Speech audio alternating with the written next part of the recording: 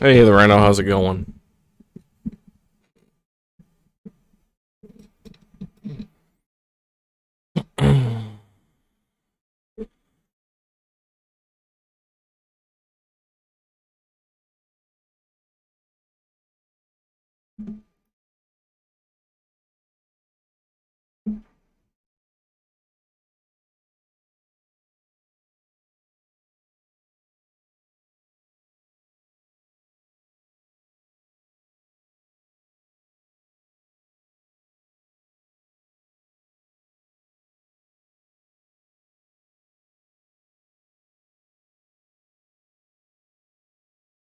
Your contract.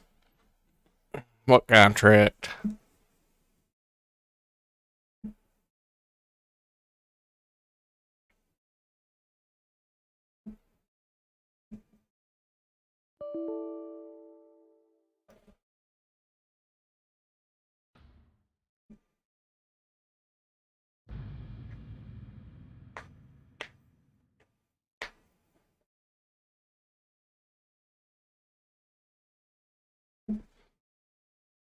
Oh, bummer. Yeah, I dabbled in similar um, dramas where I used to work when I was a merchandiser. It sucks because it's like you have such a great job, but every year you don't know if you're gonna keep having that job, and it sucks. Oh, quest.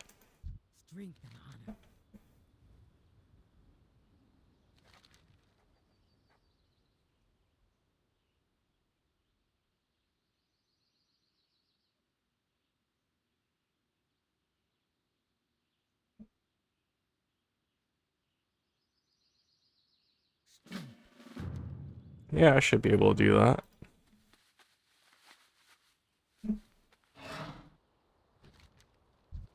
Except we're going the wrong way.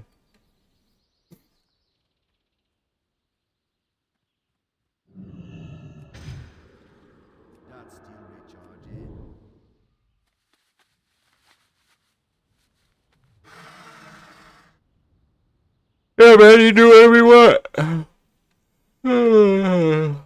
I hope the movie's good.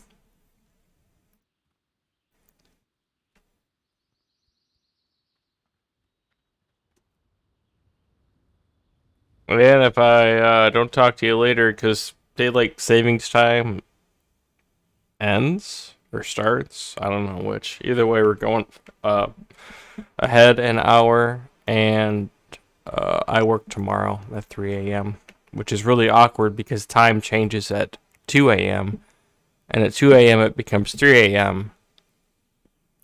So I'm just a little upset about that.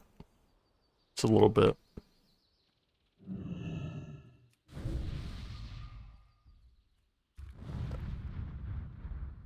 I think I'm gonna kill this cliffwalker because of how. Fuck you, asshole. I'm gonna murder you. I already have combustion up.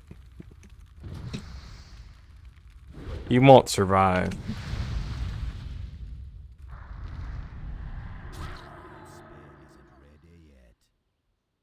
Fucking bitch.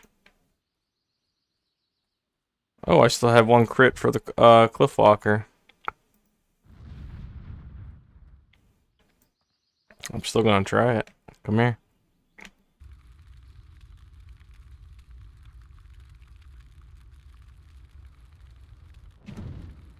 Come here, dick sucker. Yeah.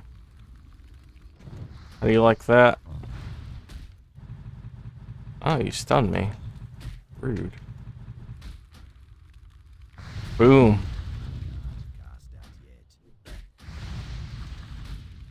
Honestly, think he should be doing more damage to me than he is. Just like the other guy that I killed over at Booty Bay. I'm gonna have to check the settings. I want to make sure solo craft didn't just turn itself on, because that will piss me off.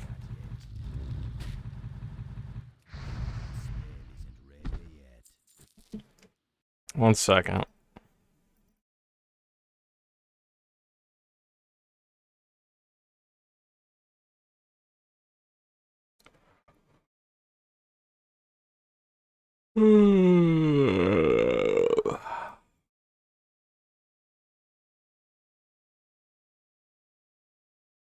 Ooh, hardcore mode.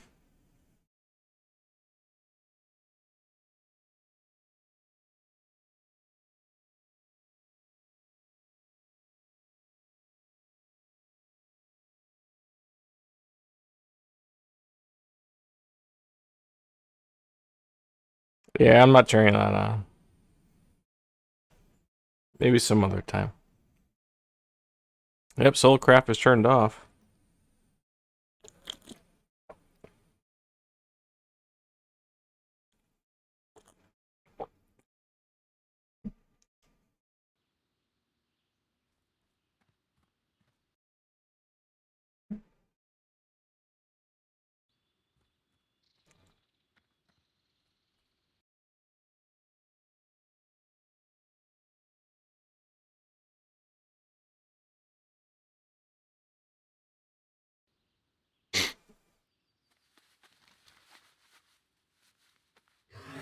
Oh, that's actually over here.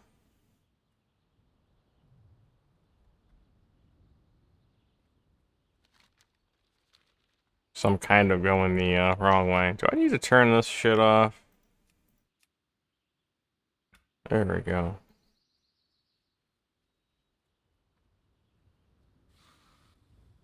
Fucking retarded. Enter combat. Whoop-de-doo.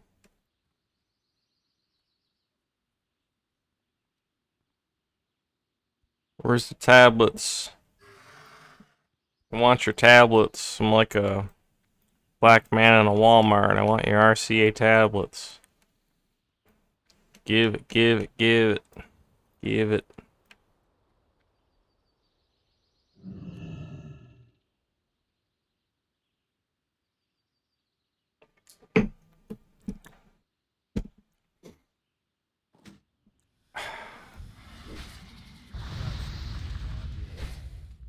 Yes, I know. White trash are just as capable of being interested in a piece of shit RCA tablet as a black person. I know. I used to work there. I know. The sales, in fact, I probably sold more to poor white people than I did blacks.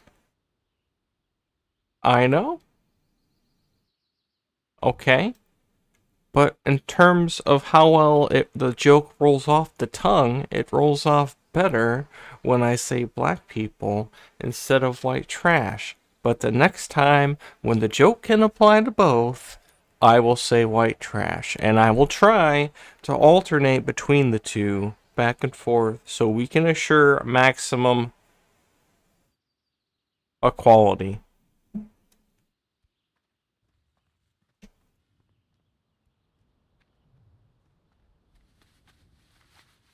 And that's not anyone's request but my own. I only want to make sure I cover all bases when possible without occurring undue hardship on myself.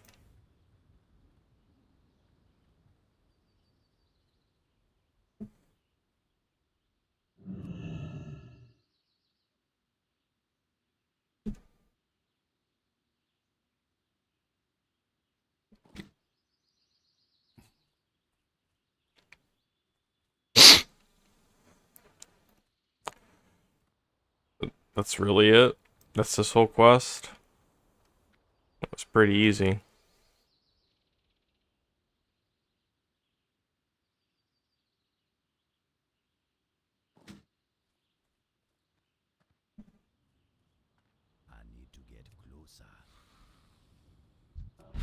Now look at you trying to make it hard.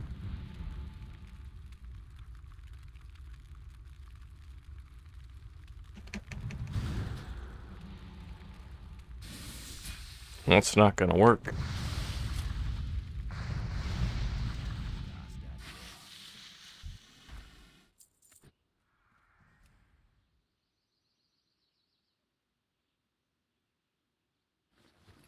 I was wondering what that clam smell was. What, this didn't drop it? Oh, that's because... Oh, okay.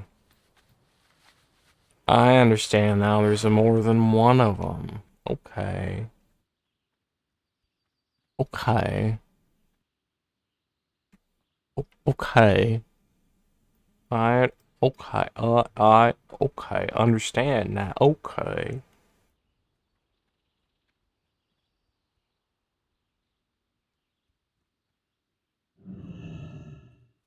I like how that's considered indoors. It's so fucking stupid.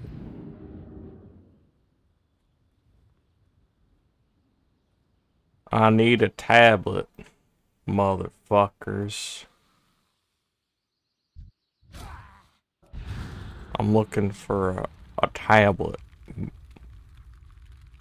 motherfuckers. Boom. Boom. There's the sequel. Not quite as good as the original, but it did the job.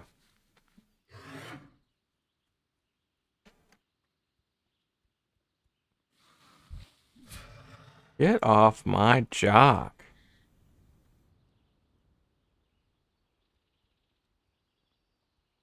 I fucking hate fish, man.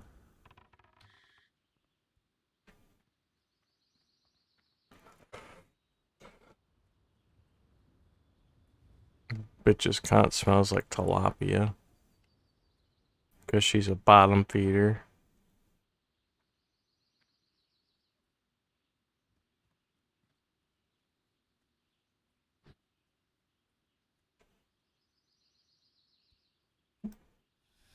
Kind of like those fucking the only people that would be interested in the sirens in this game would be the same white trash that fill up their fucking carts full of tilapia at Walmart. There, I did it. Happy now. I said white trash instead of blacks.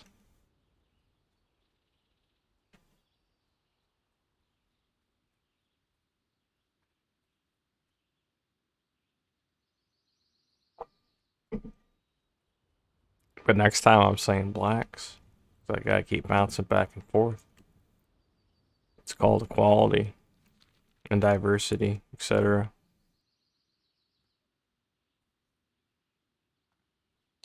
Where are these damn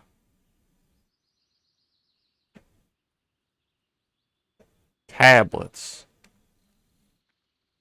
Who do I gotta suck off? Oh, I shouldn't say that too loud around these parts. To get a damn tablet. I want a tablet.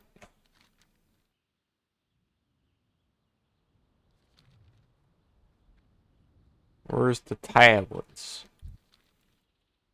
I'm still looking for the tablets. I haven't found any tablets. That's not the one I need. What the fuck? Did the bot get it? But more than one spawns, right? Why is only, like... I don't know. Like, only one kind at two different spawns. The other ones don't. I don't get it. I just don't get it.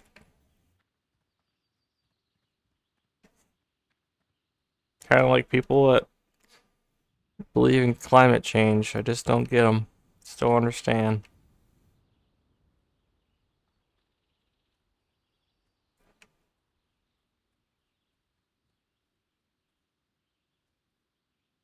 Is that the one? No. Is that the one? No. Where the hell? Is that the one? No. There's just two of them right next to each other. They're the exact same. I'm about to autocomplete this quest. Or use my GM privileges.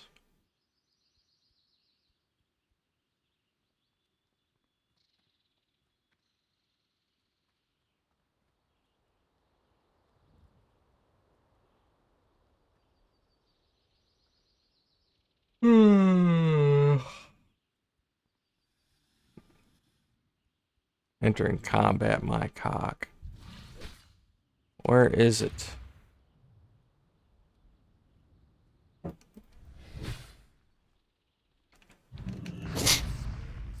Apparently I'm gonna have to beat it out of some people. My frost shit hurts. You need to calm down on that.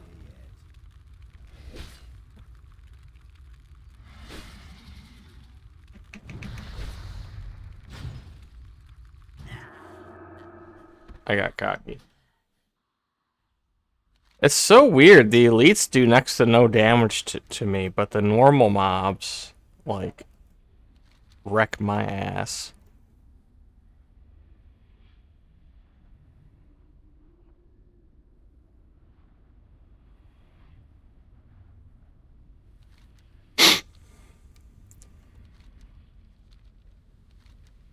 Elites are like those people with big dicks that have no stamina.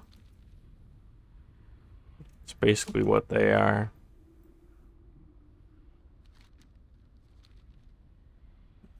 Guy's got a 14-inch dong. All the blood goes to it. There's none left for the rest of his body. It's all on his cock. And he just gets lightheaded and passes out after the first 3 minutes. Turns all pale.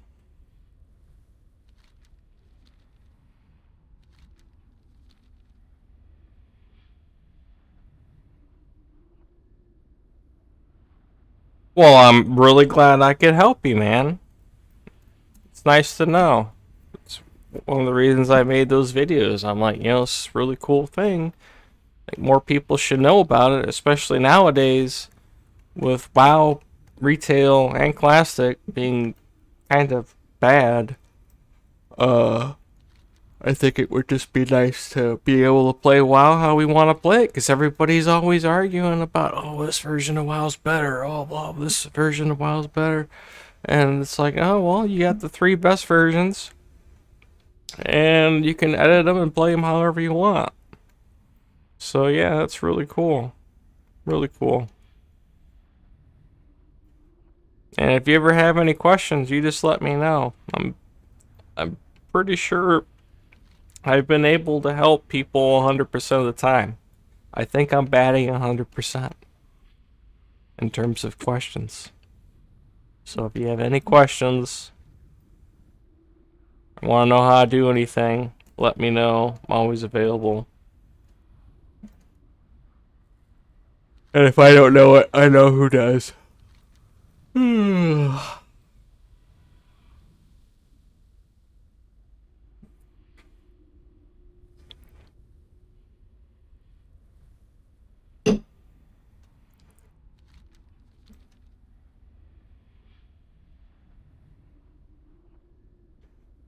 Yeah, frankly, even if they went back and they did everything to WoW that I would want them to do, that being make Wrath but with WoW mechanics and 70% of WoW's vanilla WoW's balancing. So like how hunters work, etc., etc. And then went and made a third expansion for Classic that basically acted like had never happened, and they just made a new expansion for Classic. Even if all that happened, I still want to go back to play retail.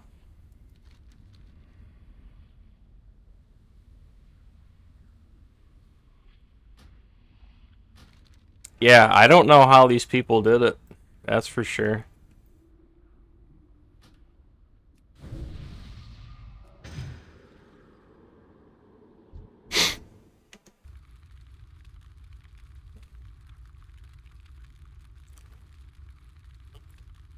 I do notice that bots seem to perform very similar to fuck it. About to die again.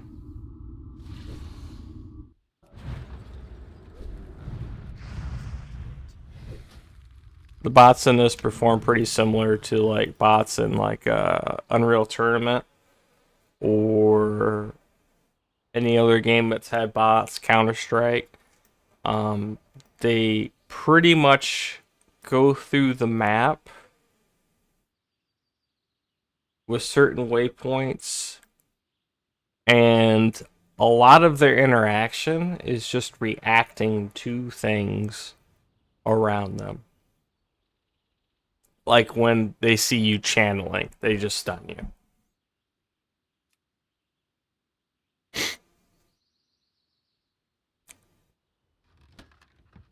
Ooh, pants, pants, pants. So it's definitely the bots in this in terms of how they act, it's pretty basic. But in terms of what they accomplish, it's immeasurable.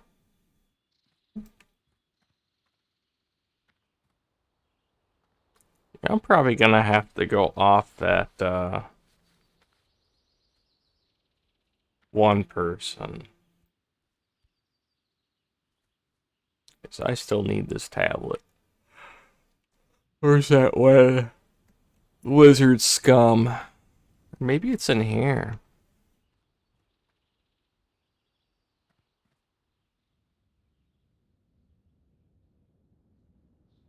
I'm just gonna kill that 55.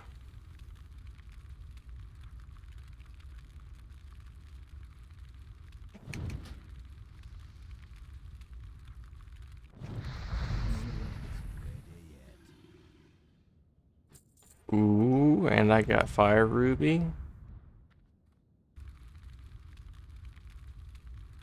He's gonna hit me with Frost. I know he is. Hold on.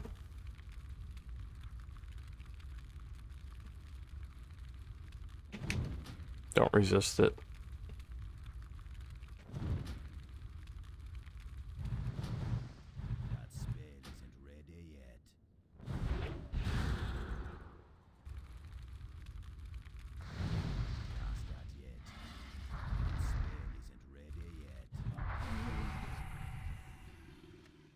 He didn't drop it either, that asshole. All he had was a clam. I don't know where to get this other tablet. That's trolling me.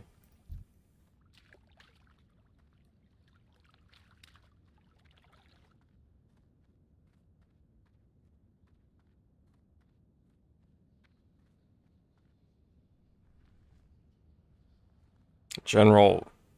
What was his name? Fagfarer?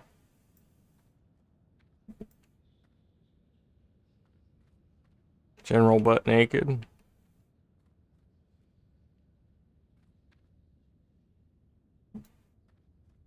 You would think there'd be somebody special up here to kill, but there isn't. I'm just gonna kill this guy. Oh shit, I didn't realize you had help. No.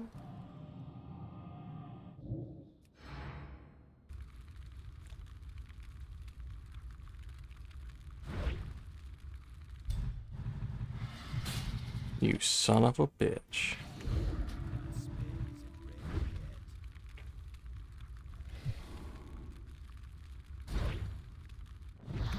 I'm not giving up. I have health pots.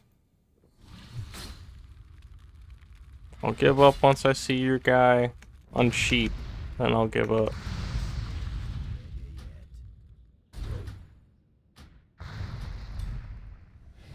That's fine.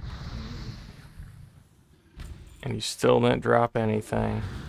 You miserable bastard.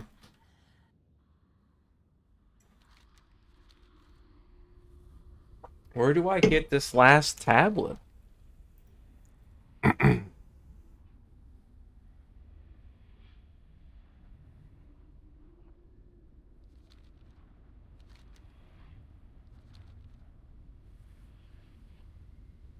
There's like 2 or 3 of all the other ones, but there's I can't find a single. What is that? Selha, Seelha, Yeehaw, Yeehaw.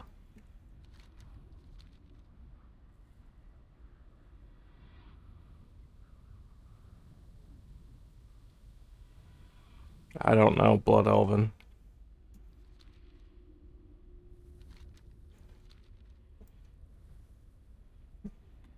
They're a bunch of fairy wizards anyway.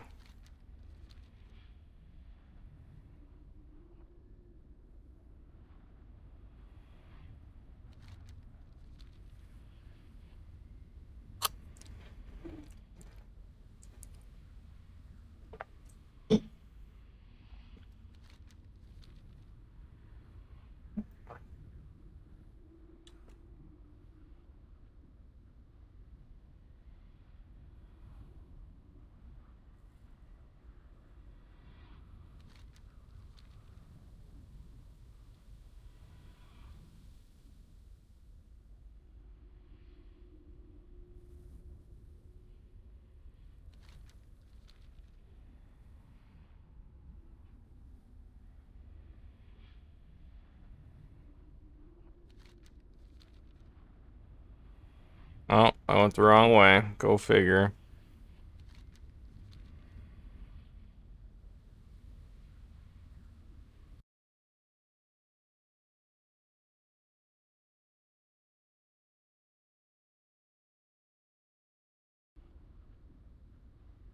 Oh, can I go this way?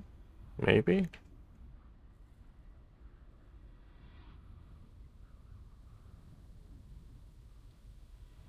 Didn't really do anything.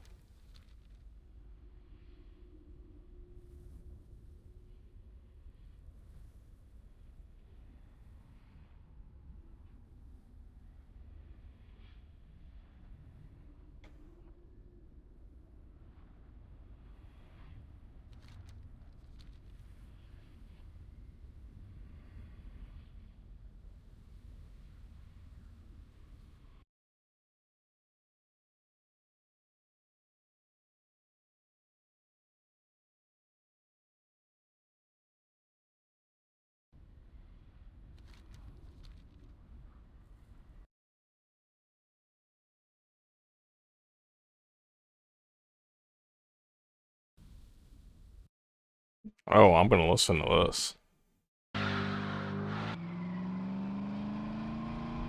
In what gear do you realize that a car is everything it's supposed to be? The summer of 2003 abounded with talk of Ford's supposed Ferrari killer, the 2004 GT40. A faster, quicker-to-brake counterpart to the Ferrari 360 Modena, the Ford's high-performance race car certainly dressed to impress. But a Ford was still a Ford matched against Ferrari. At the same time, another killer of a premier brand lurked in the shadows, awaiting its chance to pounce on the competition. Sony's Killzone played Terminator in this scenario.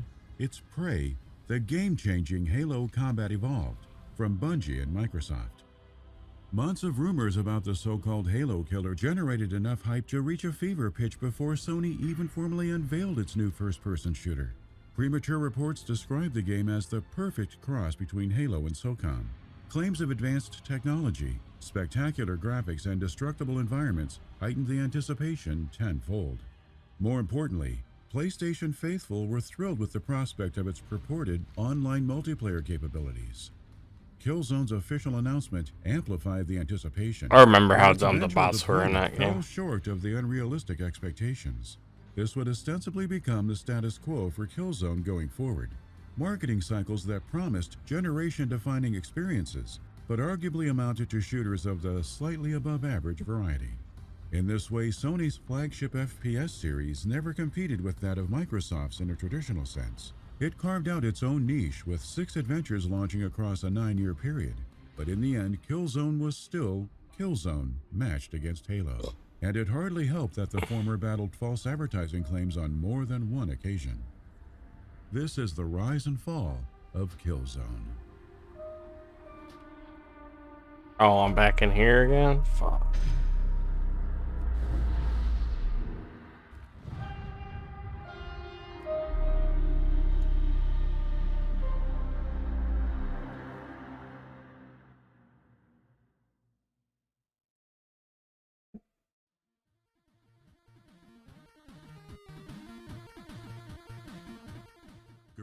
Games hit the ground running as the Amsterdam-based Lost Boys games at the turn of the century.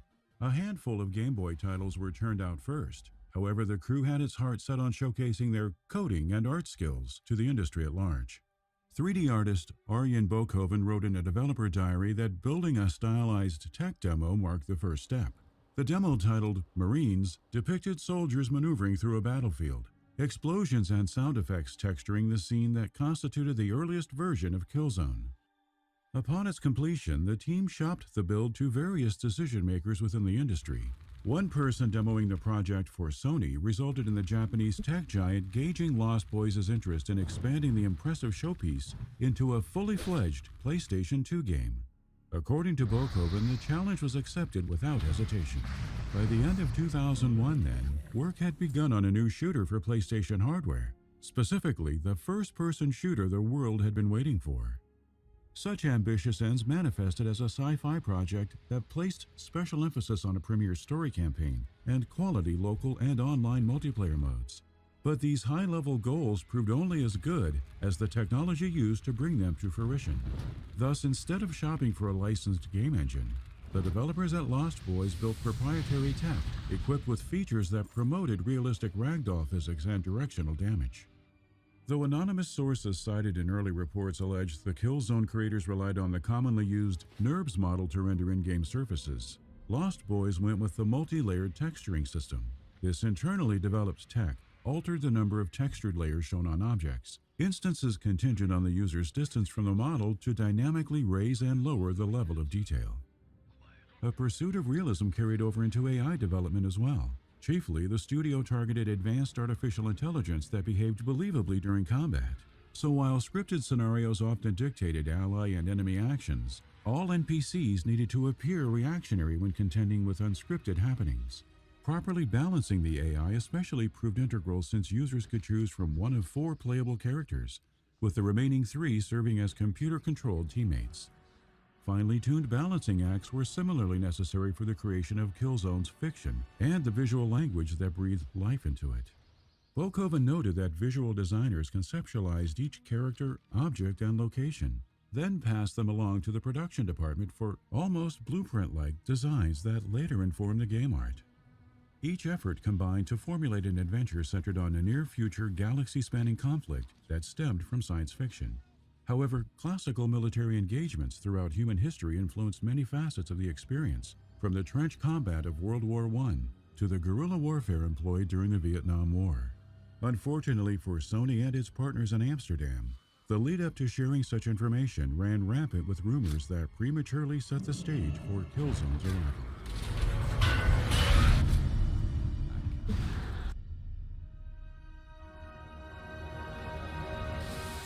The Killzone universe played host to a mankind in the not-too-distant future that successfully colonized space.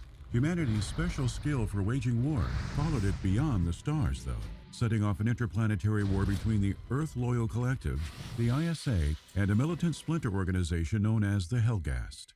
The first installment opened with a band of ISA soldiers trapped behind enemy lines, navigating a kill zone as it were, hence the franchise's namesake. Notably, before the Killzone designation became official, Lost Boys tentatively referred to the title as Kin. It was this name that generated an unprecedented level of anticipation within the PlayStation community during the summer of 2003. Around June of that year, official PlayStation magazine UK teased Kin, going so far as to deem it the best game There it the publication is. had ever laid eyes on. Nearly 2 months later, insider sources claimed Kin had evolved into Killzone and would constitute an advanced first-person shooter packed with online multiplayer options. A brand new engine powered the game, sources confirmed to IGN, telling the outlet the production team had pushed the limits of PS2 to deliver incredible visuals and destructible environments. The notion of this project serving as Sony's so-called Halo killer picked up steam around this time too, effectively making Killzone what IGN termed the most talked about pieces of shadowware in the industry. Sony originally showcased the game to European outlets in April 2002, keeping the specifics under wraps for over a year thanks to non-disclosure agreements. Upon publicly lifting the veil in August 2003, Sony and the then newly named Guerrilla Games had plenty to share, though some details were strategically withheld. Gameplay footage and multiplayer-related information wouldn't see the light of day for several more months. Yet the This actually ISO wouldn't be too versus bad of a Hellgas place to titles, grind. along with screenshots, maintained the hype train's momentum. Guerrilla and his publishing partner kept up the pressure for months on end, releasing news piecemeal that continuously stoked interest in the new sci-fi IP. The single-player campaign promised dozens of levels spread across 11 environments, which users would feel encouraged to replay in 3 additional playthroughs since all 4 heroes possessed unique combat skills. Sony additionally heralded Killzone as a variation on traditional squad-based shooters, selling hopeful customers on the idea that the 3 AI companions followed their own objectives without the need for players to issue orders mid-fight. Multiplayer offered a different experience entirely, coming in the form of offline split-screen co-op and 16-player online. All things considered, Killzone seemed equipped to run in the same race as its competition on Xbox. Ultimately, many concluded it couldn't compete on Halo's level.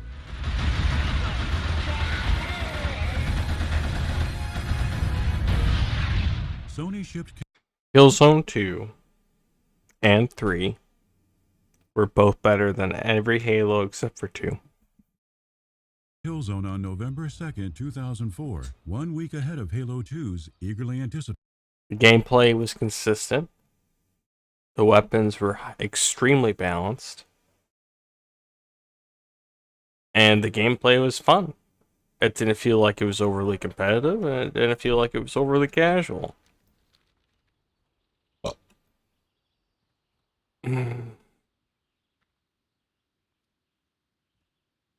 There are some games you could play it however you want. You could play it like a meat grind. You could play it like Call of Duty. You could play it like Battlefield. You can play it like, a competitive shooter. You could literally play that game however you wanted to play it. Debut. More than anything, critics were astounded by Killzone's visuals, the little details here and there. Layered textures capable of tricking the eye into perceiving finer touches that weren't necessarily present. Shooting mechanics won over players as well, as did the relatively novel premise of humanity staving off an invasion from its own dark variant. However, minuses hampered each of these pluses, shortcomings that kept Killzone from reaching its fullest potential. Technical issues riddled the experience, ranging from distracting frame rate drops to graphical hitches. Yeah, the frame rate in the original Killzone was like 12. Reviewers remarked that the game's sophisticated texture system too often failed to appropriately swap in low-quality models for their high-quality counterparts, culminating in awkward-looking close-up scenes. The otherwise appealing gameplay mechanics buckled under the weight of its own deficiencies due to lacking enemy variety, ineffective AI. Ooh, I get to deliver stuff.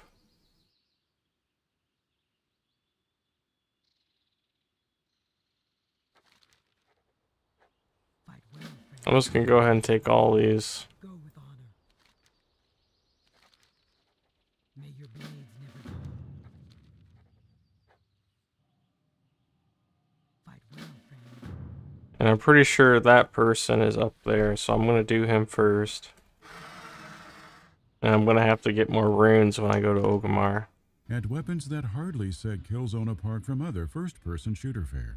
And though the core conceit behind the story campaign received applause across the board, the storytelling's execution faltered.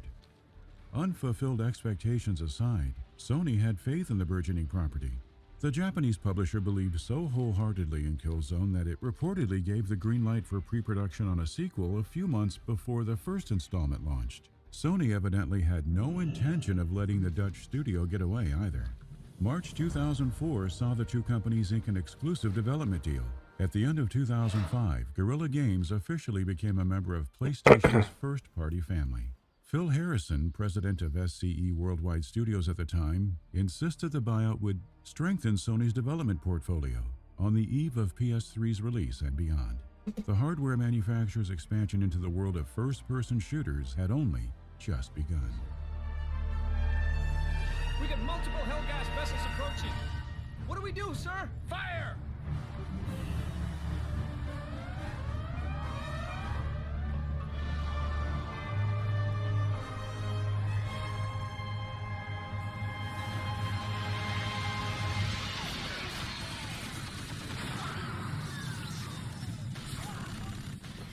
lukewarm reception aside, Killzone shipped 2 million units worldwide, success earned despite its creator's various fumbles throughout production.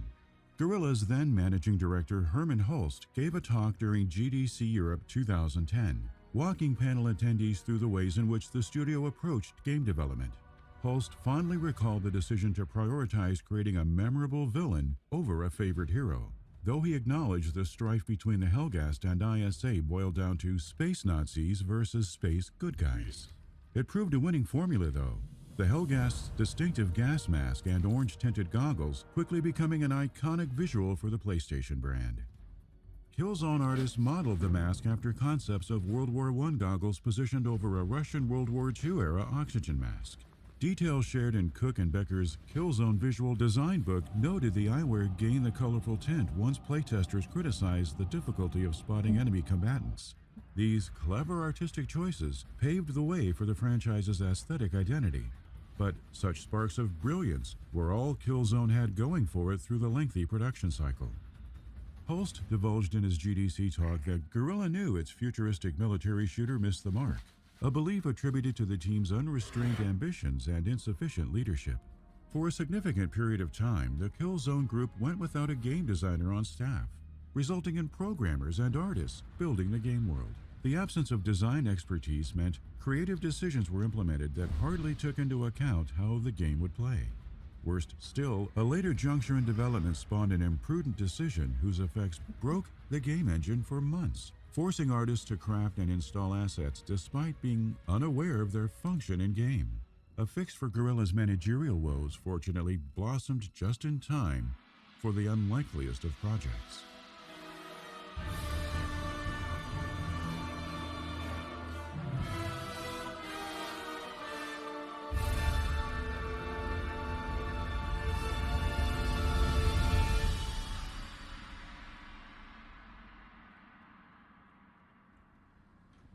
And now, ladies and gentlemen, please welcome the latest addition to the PlayStation family.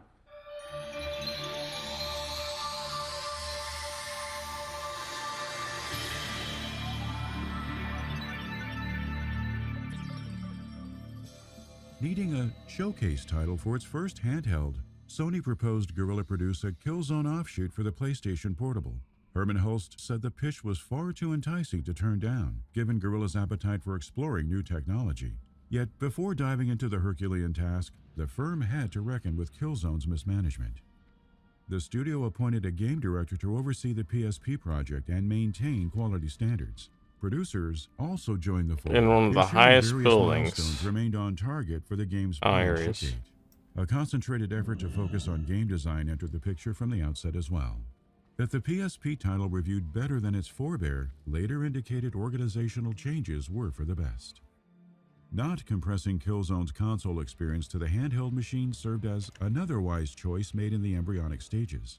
When digging its heels into what would become Killzone Liberation, around early 2005, Guerrilla had to consider whether a first-person shooter would translate well on portable devices. Production manager Alistair Burns told GameSpot no one believed it could work, hence the implementation of a third-person camera.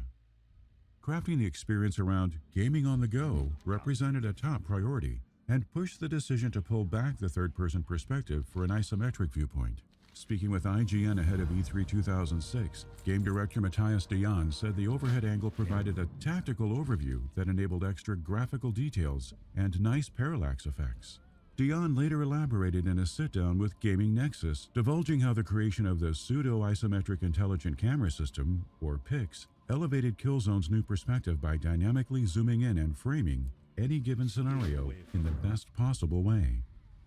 Guerrilla similarly applied its pick-up-and-play approach to the user interface and moment-to-moment gameplay.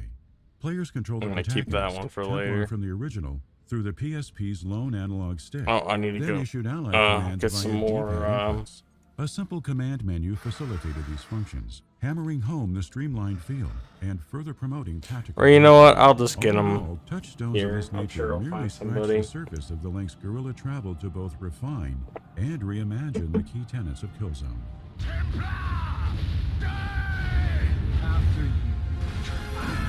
Where's the portal trainer? The ISA dealt a devastating blow to Helghast forces at the end of Killzone. However, the Helghast's occupation across large swaths of the planet Vecta allowed the group to reorganize and launch a counterattack that hinged on the abduction Should of be a several vendor important over ISA here. members. Such acts, along with heinous misdeeds committed by the villainous new character General Armin Matrak, placed Templar back into play just 2 months after the first game's events. Liberation's direct continuation of the original story underscored how seriously Guerrilla viewed the project. It was a portable spin-off, sure, but one developers used to kickstart the franchise's evolution. Thus, the studio sought to improve its storytelling chops. Other generally well-received aspects of Killzone, like the visual style and weapons, received adjustments in their own right. The crew didn't shy away from tackling the previous game's lesser appreciated qualities either, addressing critiques leveled against sloppy death animations, poor AI, and repetitive speech. Given their intrinsic value to Killzone, multiplayer features were a must-have for the PSP version. As such, the handheld's ad hoc mode connected 2 users in co-op for single-player missions, while up to 6 players could fight in online game modes. The title even supported voice chat. Suffice it to say, Liberation performed a lot of heavy lifting during the brand's early days. Its surprise January 2006 announcement arriving amid lingering discussions about a Killzone 2 trailer whose questionable authenticity became the subject of deep scrutiny. Liberation sidestepped similar concerns, launching in late 2006 to favorable reviews that praised the relatively high-quality graphics, ease of accessibility, and gameplay depth. Critics and players deemed it a solid shooter too, with many swearing by the belief that Liberation had delivered where the overhyped 2004 outing did not. Balancing issues on top of a flawed targeting system and platform-specific limitations prevented Liberation from hitting the highs Guerrilla coveted. Still, the PSP adventure critically outperformed Killzone's PS2 debut by a noticeable margin. The console game earned an aggregate score of 70% on Metacritic, while its portable follow-up climbed to 77%. During his 2010 GDC panel, Herman Hulst insisted the marginal improvement in scores demonstrated a gratifying upward trend. Killzone 2 would later soar to greater heights. Working and all the collisions and all the dynamics and all the fluid simulation. But he's still a little bit lonely. I think he still needs more friends. So let's stick in a couple more here. And this gives you an example of the overwhelming performance of PlayStation 3 and everything that you can do. Some of them are so happy to leave the bath they jump out. But I don't think that's enough ducks. I don't think you can ever have enough ducks. And for the technically minded amongst you, this demo uses LOD, which is lots of ducks. Boom. Ah, it did work. Right, now, you think that's impressive? In and around the PS3 era, Sony exuded a hubris that You know, seeing all these old presentations for like old consoles and shit, it just makes me realize how fucking stupid I was as a kid. Like now, like I literally can see through all of it now. Like when they were dumping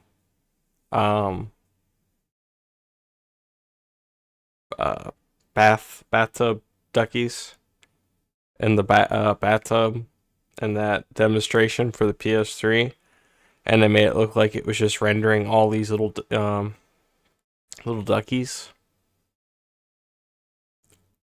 They were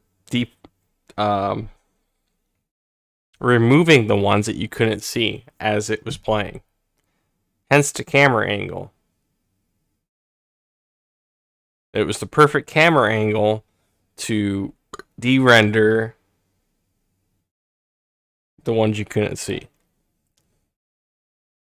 That's why that pile just never got bigger. It got so big and then it just stopped. blemished the brand. That sense of pride. That said, the PS3's processor, as fucking stupid as it was to put that in a gaming console, was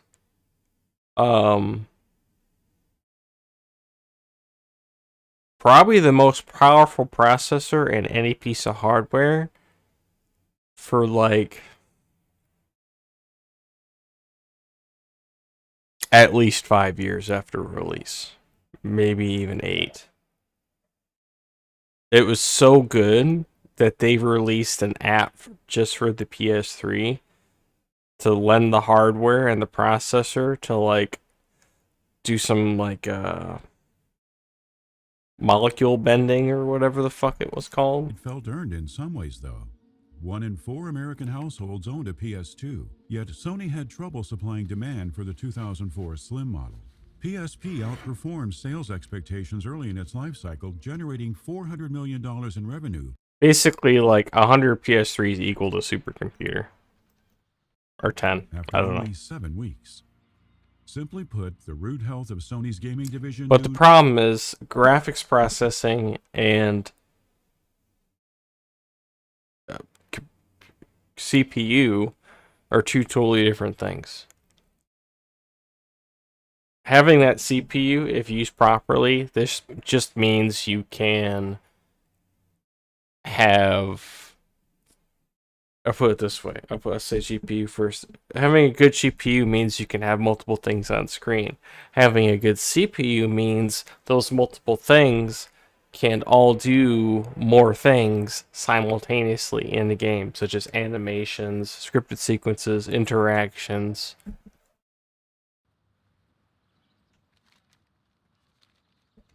Oh, I need to go to... Oh shit, no. Undercity.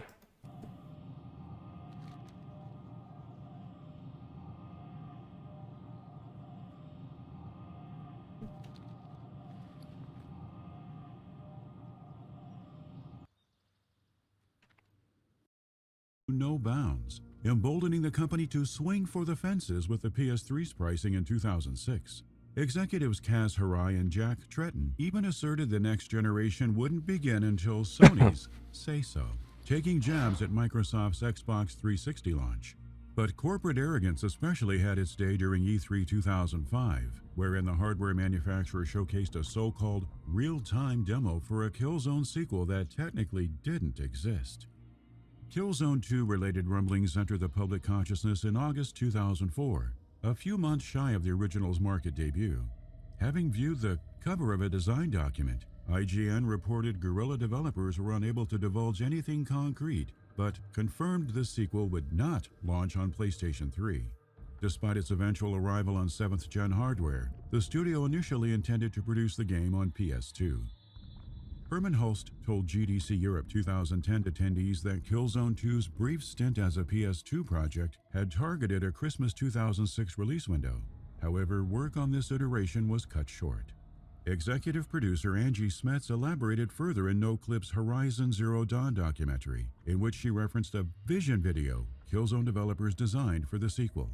Meant for internal use, the video depicted what Guerrilla imagined a then next-gen shooter would look like in action. Overcast skies, intricate graphics, and intense combat encounters were the stars of the visionary piece, which Hulst claimed the studio hoped to unveil before select media members behind closed doors at E3 2005. Tangled up in its own ambitions and Sony's confidence, I can't find a agreed to regen showcase trainer. a tech demo on stage. Or seller. According to Smets, no one knew SCE chairman Kaz Hirai would tell viewers the Killzone demo ran in real time on PS3. That anyone actually believed as much proved just as surprising. Two schools of thought followed in the demo's wake with respect to public perception. There were those who trusted the marketing speak, and others who refused to believe it counted as anything other than CGI-centric smoke and mirrors. Guerrilla considered the state of things a blessing and a burden. I think it's A up here blessing somewhere. because the video's publicity provided a clear goal, and a burden because many felt the studio had squandered its reputation. Both Hulst and Smets recalled the tech demo heavily influencing the decision to shift to PS3 development, There it which is. in turn motivated the studio's increased headcount. The extra hands especially benefited production given the PS3's raw power. If Killzone showcased Guerrilla's art talents, Killzone 2 exhibited its game design prowess. It was so good. Helgan belongs to the Helghast.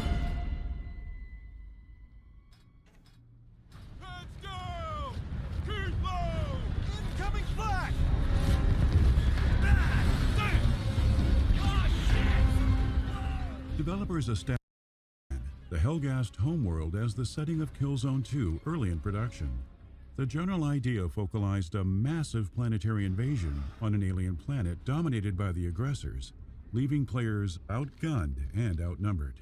Selling this demanded the best in art and technology, thus rethinking the studio's approach to both seemed the best way forward. By this time, Guerrilla had become far better organized, splitting into subgroups that each answered to a singular leader, who regularly met with someone higher up the chain. This management style worked favorably, as it allowed the company to divide its focus across many disciplines simultaneously, a far cry from the bumbling Killzone 1 days. But Herman Hulst explained in a making-of documentary that the benchmark set by Killzone 2's tech demos still presented the biggest challenge. Targeting the demo's visual quality required a cinematic approach, rather than building something that looked pixel-precise. According to development director Arjan Grisey, the post-processing often used in film inspired Killzone 2's analog look, manifested in visual noise such as motion blur and overbrightening effects. Notably, the internally created deferred renderer engine ensured these details could be replicated in-game. Extra effort also went into fully realizing the impact of bullets hitting characters and materials. Blending animations achieved the desired effect in this regard, whereby the team melded real-time ragdoll physics atop regular character animations. If a player shot an enemy combatant in the shoulder, the struck body behaved accordingly.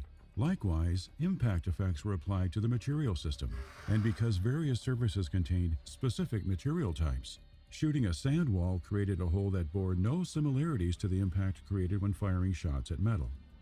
These relatively minuscule details mattered most in the grand scheme, particularly when it came to designing Helghan. An alien world that appeared foreign to players was out of the question. The Helghast practiced fascism, a familiar political ideology the wider audience projected their own thoughts and feelings onto. Developers wanted the construction of Helghan's cities, factories, and architecture to reflect as much, so the pompousness of Stalinist architecture pervaded the Helghast home world. The works of Dutch filmmaker Paul Verhoeven, namely RoboCop and Starship Troopers, provided a source of influence as well. Achieving realism, at least on a cinematic scale, also guided many of Killzone 2's technical decisions. Similarly, a push towards complete immersion explained the absence of a HUD. Cover mechanics were born from this same train of thought, providing tactical options lacking in the franchise's initial outing. No one would argue that these gameplay enhancements didn't amplify the single-player action, but the improvements felt particularly pivotal in the multiplayer modes. Guerrilla added online components to Killzone 1 at the tail end of production. The multiplayer suite's public reception suggested it needed more time in the oven, and the studio took that belief to heart when developing the sequel. Killzone 2's multiplayer matured alongside the story campaign. As a result, developers insisted on maintaining parity between the two modes in terms of graphical and performance quality. From a high level, Guerrilla knew it wanted Killzone 2's online suite to attract all player types, heralding a progression system spread across 12 military ranks. While ascending the ranks, players could unlock badges or classes that boasted unique abilities and weapons. The medic came equipped with skills disparate from that of the tactician, for instance, and as users progressed, the ability to combine class-specific skill sets strengthened their sense of ownership over the character. Better still, those who preferred solo play yet wanted to enjoy multiplayer could do so offline with AI bots and 3 difficulty modes. Guerrilla further crafted mix and match options in which players could add, say, 12 AI bots to a 4-person game, resulting in a 16-player experience.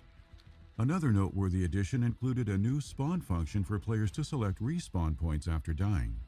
A 64-person clan system buttressed the socially driven features, with clan challenges and matches going on to provide some of Killzone 2's most exciting online encounters. In spite of its tumultuous introduction then, few would have anything but fond memories of the Helghan set sequel.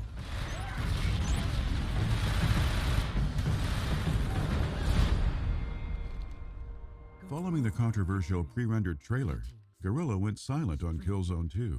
The Liberation spin-off kept the IP afloat. Okay, now I need to go to PlayStation's staunchest supporters were growing weary with the sequel's long absence. Finally, it re-entered the limelight during E3 2007 with new footage that didn't look on par with the previous showcase, but came close enough to warrant praise. Flight path While news of a 2008 release window accompanied the reveal, you go here and kill some raptors, and I will actually get my rested XP to my 53. MotorStorm Pacific Rift, and Insomniac's own sci-fi shooter Resistance 2. The wait paid off tremendously. The series, known for average review scores, settling on a Metacritic score of 91 with its third entry. Polished enemy AI, a strong campaign, balanced gameplay, great multiplayer offerings. The compliments wouldn't cease. Killzone had, at long last, lived up to its original promise, delivering a gritty first-person shooter unlike anything else. The game enjoyed a few commercial wins, too, garnering the biggest initial success at retail of any first-party PS3 title at the time, with 1 million units sold in 2 months, despite early sales figures painting a grim picture. All told, Killzone 2 cemented Guerrilla among the brightest jewels in Sony's crown.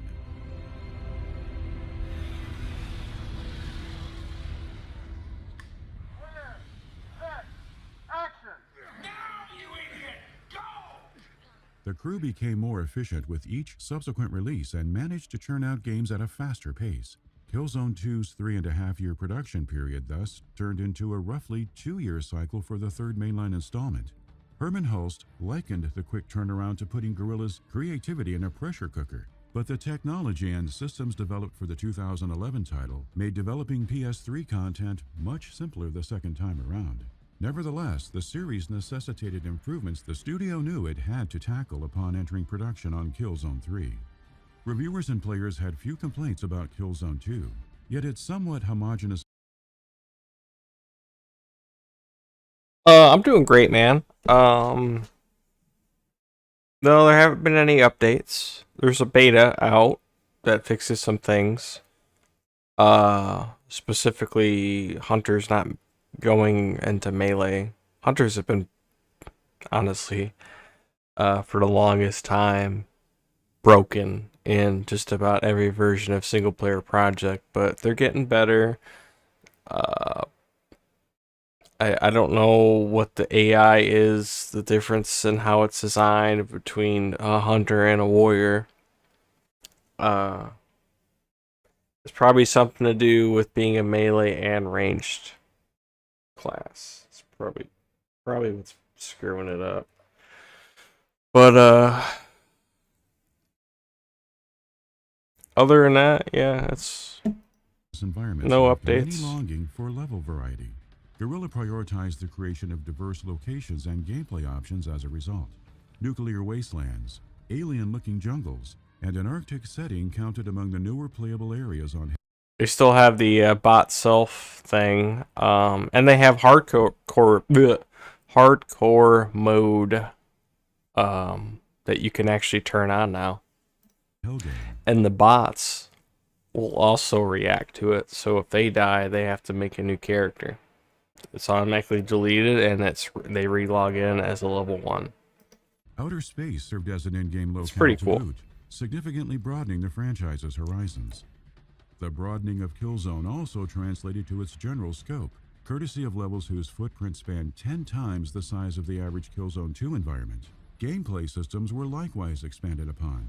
The best facets of the sequel, such as lean and peak, dialed up to 11, then layered with fresh elements like jetpack mechanics and minigun segments. Given the sheer breadth of the project, the claim that Killzone 3 utilized nearly 100% of the PS3's SPU load, compared to Killzone 2's 60%, hardly came as a surprise. What did strike some as shocking was the revelation that the shooter would support Sony's off-the-beaten-path endeavors. 2010 constituted the breakout year for 3D televisions. James Cameron's Avatar I remember captivated this. audiences in theaters. 3D TV was so unparalleled fucking mainstream excitement stupid. around 3D technology. And with LG, Panasonic, and Samsung having spent years betting big on the future, I feel like I'm the only one that said it was stupid too. of 3D, consumers who could afford a specialized TV set were eager to bring the technology home for an immersive viewing experience. Of course, Sony sat among the manufacturers who invested in 3D. Dozens of first and third-party games launched with 3D support on PS3. The likes of Batman, Arkham City, and Gran Turismo 5 included. Few received as much of a 3D-centric marketing push as Killzone 3, however. In discussing the topic with IGN, managing director Herman Hulst said 3D entered the picture in January 2009, just as the team was shifting away from Killzone 2. He reasoned that for a series dedicated to player immersion, 3D functionality marked the next natural step. The technology's immersive qualities lent themselves well to a player's ability to read the environment, Guerrilla claimed. Killzone 3 also supported PlayStation Move, news that garnered a tepid response. Guerrilla tried bolstering interest regardless. Principal programmer Tommy DeRose even pontificated on the prospect of developers eventually integrating motion controls into most first-person shooters, contending that forfeiting accuracy was a trade-off for being able to point anywhere on the screen. The title may have presented a good case for motion controls, yet its successes in other disciplines catapulted Killzone to new heights.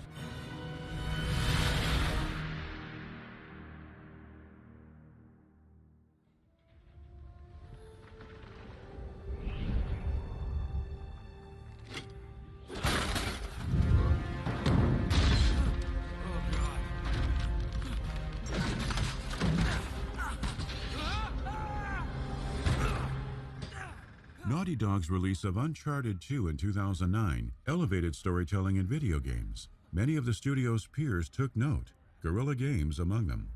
Speaking to VG247, Herman Host recalled how shipping a game with great gameplay and an unrefined story was once fine. But Naughty Dog set a new bar, thereby inspiring Killzone 3 developers to invest more heavily in story, character building, and dialogue. Uncharted's lightheartedness equally informed the direction of Killzone 3, in that developers opted to minimize some of the grim overtones prevalent throughout Killzone 2. Senior producer Stevan Terheide acknowledged wartime as the unlikeliest of lighthearted affairs, but protested against the notion that dark and grim undercurrents provided the only worthwhile approach. Storytelling and tonal shifts aside, the property's bedrock principles remain the center of gravity, evidenced in Guerrilla's unrelenting raising of the stakes with respect to the Helghast threat. The sophomore entry ended on a bittersweet note, as the ISA's Alpha Squad terminated the reign of Scholar Vasari, founder of the Helghan Empire. A power vacuum formed after his death, inspiring influential figures within the government to vie for control. Weapons manufacturer Johann Stahl played the biggest hand, rounding up ISA members for execution and equipping a private army with advanced weaponry that once more placed the franchise's heroes at an incredible disadvantage. This narrative beat incited the introduction of new weapons and enemy types who followed distinctive behavioral patterns. Raising the bar within the Killzone universe didn't only apply to the campaign. Multiplayer features underwent an overhaul of their own. But instead of drawing inspiration from elsewhere, Killzone 3's online crew looked inward to build upon what worked in Killzone 2. For instance, the beloved clan system's return was made all the more satisfying with the introduction of unranked practice matches. Level events featured in Killzone 2's DLC rejoined the fray as well, serving as user-triggered game changers that drastically altered the map. From the outside looking in, Guerrilla had amplified the technical marvel that was Killzone 2, then waded into uncharted waters to establish a new status quo for shooters on PS3. But whatever allure Killzone 3 wielded lasted only a short while. 9 months separated Killzone 3's May 2010 reveal from its February 2011 release. It was such a good game, too. It was so good. It was... Actually, Killzone 3, in terms of fun, was better than Halo 2. Like, the game had fucking everything. Everything. Awe-inspiring visuals. Environmental effects of Battlefield. It's my favorite thing about Battlefield, environmental effects. Had the run and gun of Call of Duty.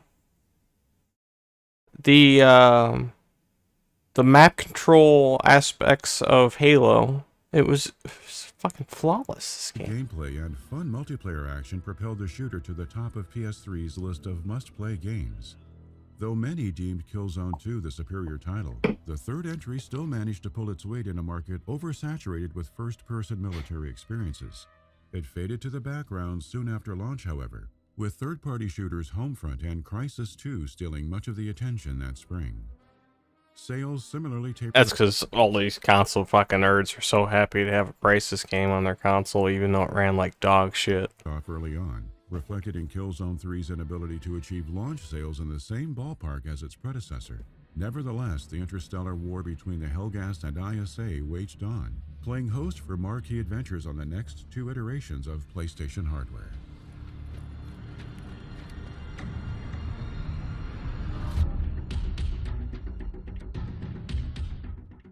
SCE Cambridge Studio, best known for Medieval, merged with Guerrilla at the start of 2012. After adopting the Guerrilla Cambridge moniker, the outfit entered production on a Killzone project, utilizing its handheld bona fides to reimagine the Hellgast and ISA conflict for Sony's next-gen portable, the PlayStation Vita. A mission to make the best portable first-person shooter ever drove the incipient stages of development. The team figured translating as much of the console experience as possible to handheld would be the ideal way to accomplish this ambitious feat. Killzone on Vita, subtitled Mercenary, thus ran on a modified version of Killzone 3's engine, complete with mostly proprietary technology like the custom-built node-based editor used for the filmic post-processing effects. Art director Tom Jones shared in a Pocket Gamer interview that Cambridge also repurposed and scaled down assets from Mercenary's PS3 predecessor to better mimic the gritty, immersive, high-fidelity world players had come to expect from the series. Since Sony continuously positioned Killzone as its go-to showpiece for new hardware, the Vita exclusive outing needed to measure up. This line of thought likewise applied to Mercenary's storytelling, though the Cambridge crew approached the interplanetary war from a perspective far removed from that of the ISA or Hellgast. As opposed to defending the cause of one group, players assumed the role of a mercenary, assigned contracts on both warring sides. The concept spawned from an interest in exploring the narrative relationship between the two factions, specifically that which demonstrated nuances running deeper than good guys versus bad guys. In the boots of an unbiased gun-for-hire, Killzone fans witnessed how each group willingly partook in horrendous actions for the sake of their respective causes. The mercenary motif introduced new gameplay systems and mechanics too, including the Vanguard, a wrist-mounted digital assistant that enabled the deployment of a drone and ion cannon via taps on Vita's touchscreen. Notably, the game's unified progression system across single-player and multiplayer perfectly complemented the mercenary concept, considering the cash-based rewards and the action reward spend new action gameplay loop. And that finely tuned loop provided a solid template for the on-the-go adventure, such that Mercenary's 9 campaign missions were designed for longer sessions, while Cambridge-style challenge missions in the vein of bite-sized objectives users could jump into when traveling. The retooling of Killzone's multiplayer for Vita required its own iterative process. Ultimately, the team concluded 4v4 competitive multiplayer offered the best way to play for technical and practical reasons. Lead designer Gareth Hughes told Pocket Gamer that on the technical side of things, Cambridge refused to compromise visual fidelity for a higher player count. On a practical level, supporting 8-person matches helped quickly fill lobbies. Developers maintain that concessions along these lines weren't the fault of the handheld's technical limitations. On the contrary, Hughes claimed Vita's capabilities impose no restrictions in terms of content ideas. However, plans for an asynchronous challenge mode and multiplayer bots did land on the cutting room floor due to time constraints. Nonetheless, the experience that arrived It's 'cause they're reasonable. 2013 appealed to FPS players far. They know what's gonna work and what's not gonna work, so like Guerrilla Games, honestly, Guerrilla Games needs to take over Halo. They just do. First year of availability delivered subpar first-person shooters from Call of Duty. I know that'll never happen, but they the need money to. system and on-point mechanics kept users engaged long after launch. They make Yet games better. stilted gameplay, Every sequel's caused by better than the frame rate original, drops and Vita's cramped or the controls one before. prevented Mercenary from competing with its console counterparts. The campaign, which ran parallel to events in Killzone 1 and 2, didn't stick the landing either. But players agreed the experience as a whole secured Mercenary's place as the best FPS title on Vita. Several weeks after the portable title hit stores, Guerrilla attempted to set the same precedent with a brand new Killzone adventure for PS4. Make him comfortable.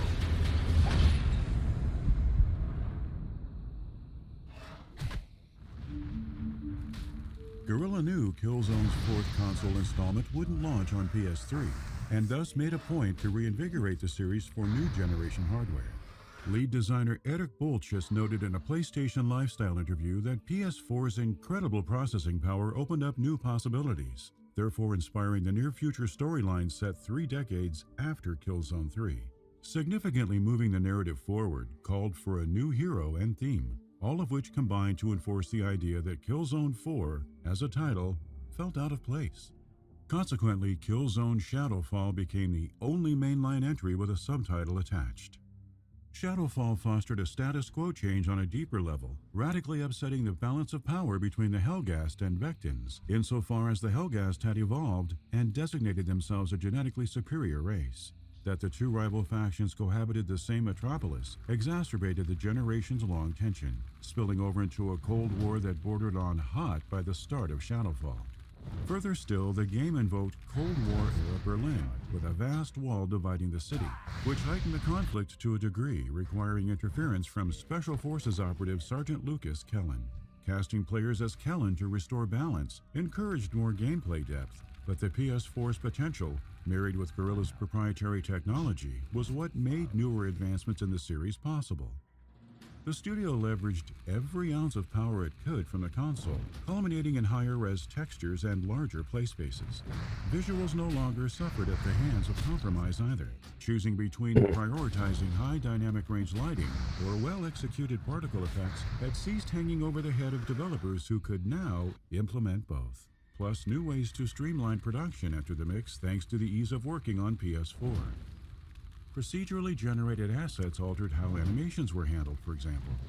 As opposed to programmers generating high-level code, a lower-level system took charge and subsequently provided designers with more raw game data. This procedurally driven workflow notably introduced a greater number of character looks and behaviors. Senior technical artist Danielle Antonolfi equated the process to starting with a basic skeleton, then adding the procedural skeleton on top to flesh out believable characteristics. But in spite of PS4's boosted CPU, the console had limits.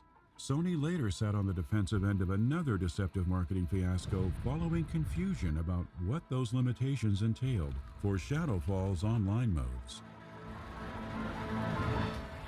The fuck you mean?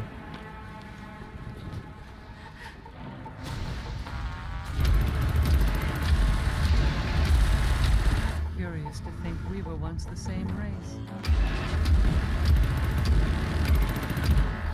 We can finally take our home back.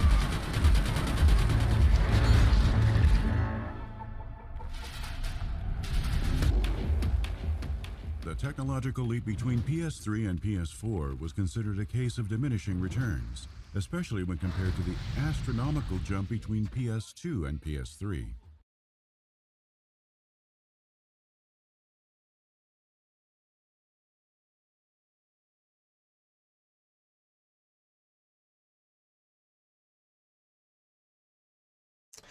That's because it's weird. Whenever you increase technology, you increase the amount of time that you can put into a game, whether it's graphically, mechanically, and oftentimes you get games that still release in the same amount of time. Thus, they don't look much better than they did before. If a developer today wanted to make a game from scratch on its own engine from scratch and make it as good as possible, it would probably take 5 to 6 years. Or 7. In terms of making it look the best, optimizing it, as well as, say, like Metal Gear Solid 5 is optimized. Well, look how long it took that game to release, too. That's another good example. It takes a while to make a good game. Regardless, interest in screen resolution... Shadowfall was a release title. And Killzone 3, it just came out like, what, a year and a half ago? dominated the discourse ahead of PS4 and Xbox One's 2013 arrival. Xbox One didn't fare too well amid the contention, a result of certain titles running at 720p, while PS4 supported the same games at 1080p. But even as a first-party project, That doesn't matter. Killzone Shadowfall's technical prowess came with a caveat. Guerrilla unveiled the shooter during the PS4 reveal event. Between Shadowfall's February 2013 announcement and subsequent November release, Sony and company proudly touted its graphical fidelity and performance. The newer Killzone prioritized a strong visual presentation, however, whereas Call of Duty Ghosts prided itself on supporting 60 frames per second gameplay. Shadowfall only reached the milestone in multiplayer, on most occasions with the campaign locked at 30 frames per second. Eric Bolchis explained that Guerrilla had no intention of sacrificing resolution and certain visual effects to favor performance. He surmised that, because of this, Killzone looked better than the competition. Are you serious? The frame rate news ruffled feathers, yet the multiplayer's inability to generate native 1080p struck the biggest blow. Neither its status as a PS4 And I did launch not title save it all either. It's okay.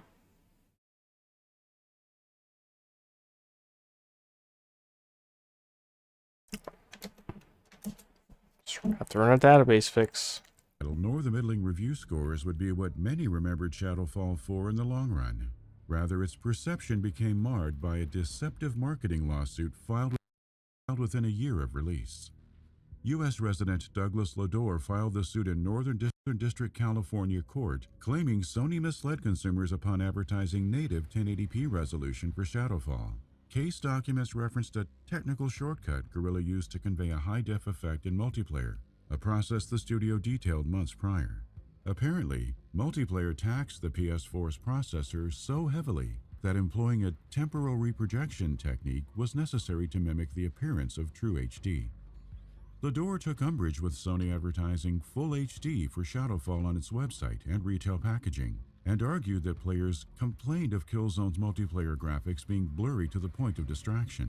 Edelson PC, the firm that oversaw the Aliens Colonial Marines lawsuit, Alright, hold on, let me see this. filed within a year of release. U.S. resident Douglas Lador filed this technical shortcut Guerrilla used to convey a high-def effect in multiplayer, a process the studio detailed months prior. Apparently, multiplayer taxed the PS4's processor so heavily that employing a temporal reprojection technique was necessary to mimic the appearance of true HD. Lador took umbrage with Sony advertising full HD for Shadowfall on its website and retail packaging, and argued that players complained of Killzone's multiplayer graphics being blurry to the point of distraction. Edelson PC, the firm that oversaw the Aliens Colonial Marines lawsuit, represented the plaintiff, who reportedly sought $5 million in damages. A U.S. district judge dismissed the suit with prejudice in May 2015, after Lador filed joint stipulation eliminating the need for the case to be heard in court. Shadowfall ultimately moved on from the PR nightmare, free DLC holding the audience's interest amid legal proceedings. The future of the brand remains uncertain. I remember they made Killzone Weeks 3 before shipping free to the play. PS4 I remember that. Eric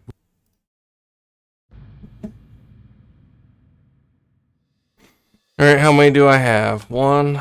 Well, you know what that means. I gotta dot die some until I get 3. At the drop rate, I think 3's fair. Let's just do this. Fuck it. Fuck it. Oh, I didn't even get any XP for that one.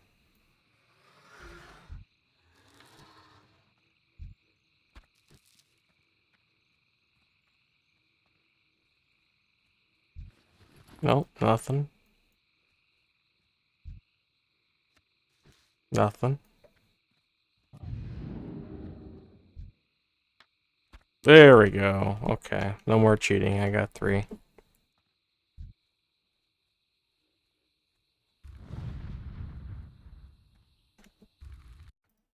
Bolchis confirmed the outfit would pursue a new IP that fueled a desire to branch out and create something completely different. Unbeknownst to fans, the Killzone maker had exchanged futuristic space wars for a future dystopia in which humankind lived primitively. Horizon's critical and commercial success effectively saw the face of Guerrilla go from a gas mask with glowing red goggles to a young woman with flowing red hair overnight. Whatever.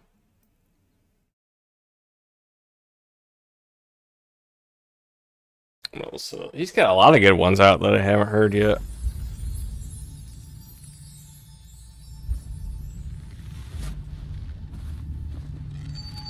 The genre that encompasses games such as Dota and League of Legends sprouted from Defense of the Ancients, a fan-developed mod designed within the framework of Warcraft 3. It seemed fitting then that Warcraft creator Blizzard Entertainment would announce a multiplayer online battle arena, or MOBA, of its own during BlizzCon 2010. A fully fledged MOBA, the project bore many names and assumed multiple forms throughout its relatively brief life cycle. It first appeared manifested as Blizzard Dota, then adopted the title of Blizzard All-Stars due to a legal dispute before the developers settled on Heroes of the Storm. But the name arguably mattered little overall, especially since players had made their preferences known by the time Blizzard tried cutting itself a piece of the battle arena pie. A couple delays and a production overhaul meant Heroes of the Storm. Heroes of the Storm was for queers. Years after stealing the That's all there is to it. BlizzCon in 2010, when its servers finally came online. Heroes of the Storm could have been so much more fun than all the other MOBAs, but everything was so overly nerfed, and none of the heroes were fun to play. Everything felt the same. They could have been so good. Valve and Riot Games had cornered the market with Dota and League of Legends, respectively, leaving barely any room for another property to muscle its way inside. Still, Blizzard made an attempt and succeeded to some degree. To this day, Season 2 Heroes and of the 3, Storm League of Legends is the familiar best design MOBA of all paradigms time. battle arenas, which allowed the Warcraft studio to Everything cultivate since then, unique including every professional season of League and of Legends collegiate since then, level has esports been leagues even spawned from not the doesn't even internet. come close. Yet Heroes never quite reached the heights of its competitors. As a result, the game's few successes did nothing to stave off its early trip to the graveyard of discontinued online services. This is the tragedy of Heroes of the Storm. How loud is this? Oh, that's really loud. Oh well. Now I know. You hear that, dog? This video has been brought to you in part by Opera GX. Opera GX is the browser for gamers by gamers, and making the switch to it has never been easier. With a quick import, you'll be able to transfer all your data from your old browser. He's advertising Opera now? You don't What? even have to look up your favorite Chrome extensions.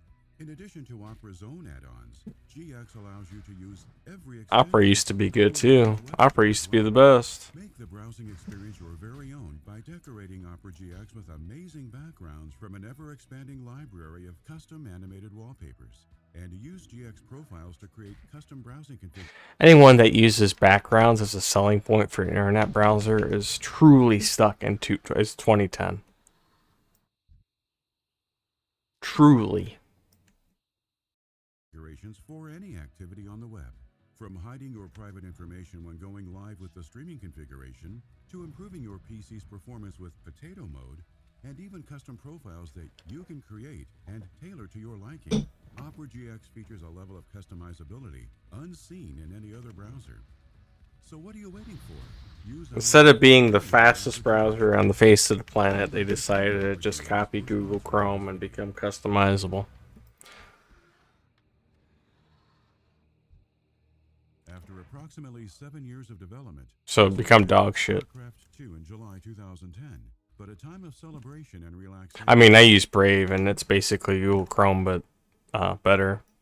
Morphed into brainstorming sessions for a brand new project. As Heroes of the Storm game director Dustin Browder explained to Polygon, some developers followed up the StarCraft 2 release with questions about what the team would showcase during that October's BlizzCon.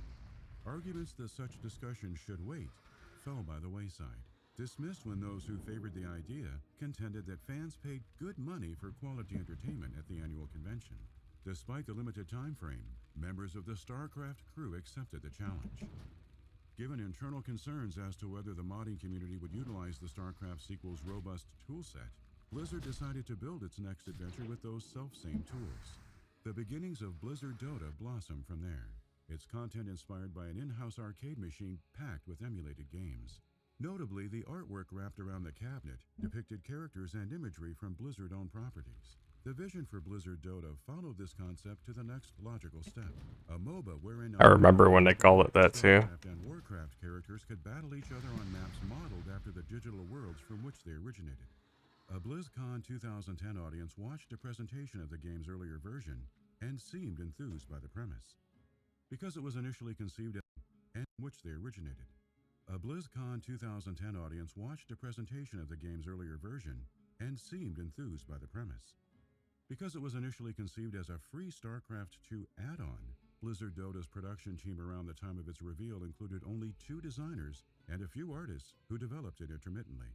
Player enthusiasm and work on StarCraft 2's Heart of the Swarm expansion ultimately forced the company to postpone the Dota endeavor altogether. Blizzard Dota returned to the BlizzCon stage in 2011 wearing a fresh coat of paint, separating it from competing MOBAs. For starters, as opposed to implementing a demanding learning curve, Blizzard fostered an easy-to-learn, difficult-to-master philosophy, with gameplay elements emphasizing Today's Dota is not difficult. aggression. And the only reason Dota used to be difficult to learn was there was only one courier. That was literally the entire difficulty curve of the game. One might say, oh, you gotta understand all these heroes and what they do and what counters what. It's like, yeah, well, that's every MOBA.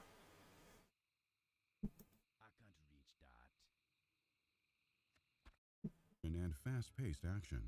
The experience once again intrigued BlizzCon audiences, though this particular event would mark the game's last public appearance under the name Blizzard Dota. A legal dispute with Valve over the Dota trademark ended in a settlement allowing the Half-Life maker to use the title commercially for its next project, Dota 2. Meanwhile, the terms of the agreement limited Blizzard's rights to user-created content in Warcraft 3 and StarCraft 2, thus heralding the age of Blizzard All-Stars. Details concerning the settlement went public in May 2012, a period in which Dustin Browder claimed other seeds of change began to take root for Blizzard All-Stars. Most importantly, this represented the juncture wherein developers started devising ways of monetizing the MOBA while maintaining its attachment to StarCraft 2.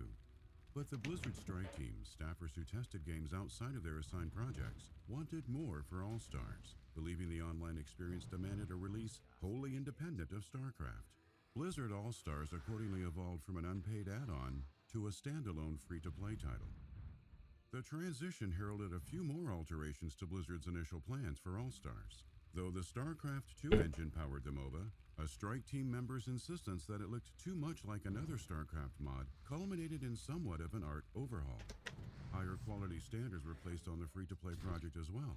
In turn, the size of the All-Stars crew ballooned exponentially. Once Heart of the Swarm shipped in May 2013, given the then unceasing popularity of League of Legends and the anticipation surrounding Dota 2, Blizzard felt compelled to entice prospective players with a unique offering. In pursuit of such ends, developers eventually jettisoned the All-Stars Item Shop, a system in League of Legends and Dota 2 featuring items that players utilized for buffing their characters. The decision required some convincing for other staffers who believed the item shop too critical an element of the genre. But discussions about the shop in Dota, encouraging toxic behavior amongst the player base, helped seal the deal. All-Stars would forego the inclusion of a traditional item shop, despite the years spent testing that very system. As the crew reconsidered other core tenets of the genre, even more adjustments to the formula took hold. Blizzard developed a system whereby in-game teammates shared experience points, for example. In addition, matches lasted around 20 minutes, engendering aggressive playstyles. The Warcraft creator thus rejected the MOBA label, instead deeming its Dota-esque title a team brawler. Fans ate it up, itching for any fresh details the development house could provide. Blizzard All-Stars would undergo yet another transitory period before the wider public could enter the Nexus, however.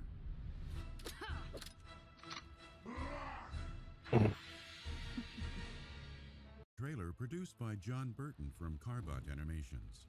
The game formerly known as Blizzard All-Stars suddenly bore the Heroes of the Storm title.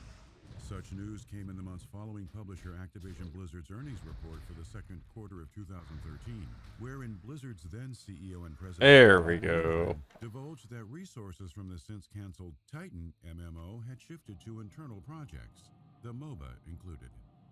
Most signs pointed to another Blizzard success story, and the studio couldn't have asked for better public interest-related figures on the back of generally positive reception from alpha testing and BlizzCon 2014. According to Activision Blizzard's fourth quarter statistics for 2014, more than 9 million people had signed up to participate in the Team Brawlers open beta, a presumed harbinger of good things to come.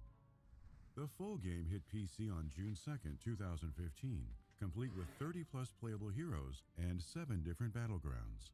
Blizzard promised to support Heroes of the Storm long-term. Its post-release plans centered around a trickling of iconic heroes, maps, and other additive content offerings. It scored well at launch in terms of critic reviews, with many applauding Blizzard for expertly weaving together an experience that felt both deep and relatively simple.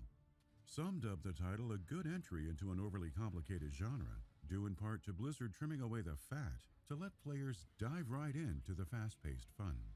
It wasn't fast-paced. It was garbage. Perceived flaws in the hero building, leveling, and gameplay balancing departments divided critics and players alike. But these troubles did little to slow the title's post-launch momentum on the production side of things. By the end of 2015, Heroes of the Storm had received a treasure trove of updates, ranging from new maps, such as the Diablo-themed Infernal Shrines, to extra heroes including Warcraft's Rexxar and the two-player controlled Cho'Gall. 2016 proved an especially busy year for the Blizzard-branded MOBA. Most importantly, the Heroes of the Storm global Wait, who what? Shrines, to extra heroes including Warcraft's Rexxar and the two-player controlled Cho'Gall. Two-player controlled? Proved an especially busy year for the Blizzard-branded MOBA. Most importantly, the Heroes of the Storm Global Championship circuit kicked off, its prize pool of $4 million setting the stage for one of the biggest years in esports history. Another set of heroes, battlegrounds, and modes entered the Nexus 2, along with a Season 1 update in June that opened the door for a revamped ranking system, matchmaking improvements, and new rewards for hero and team players. But while Heroes of the Storm's first full year of availability enjoyed numerous victories, the game never managed to dethrone League of Legends and Dota 2. You deserved it. Game director Dustin Browder exited Heroes of the Storm in December 2016, moving on to lead the development of an unannounced project at Blizzard. Technical director Alan DeBeery assumed Browder's responsibilities, charged with shepherding the online title through an all-new era, later known as Heroes of the Storm 2.0. The 2.0 update, which arrived in April 2017, introduced a significant overhaul to many of the MOBA's core systems. For one, Blizzard reworked progression and rewards, notably removing the level cap for hero and player levels. The patch also decreased the grind commitment between levels.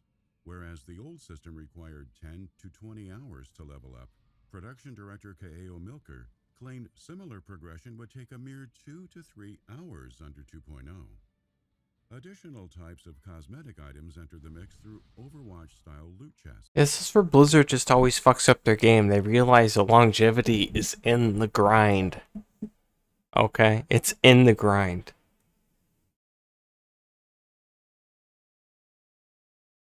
Namely in the form of announcer voice packs, hero voice lines, sprays, and damage. Why play at MMO if you can just be max level?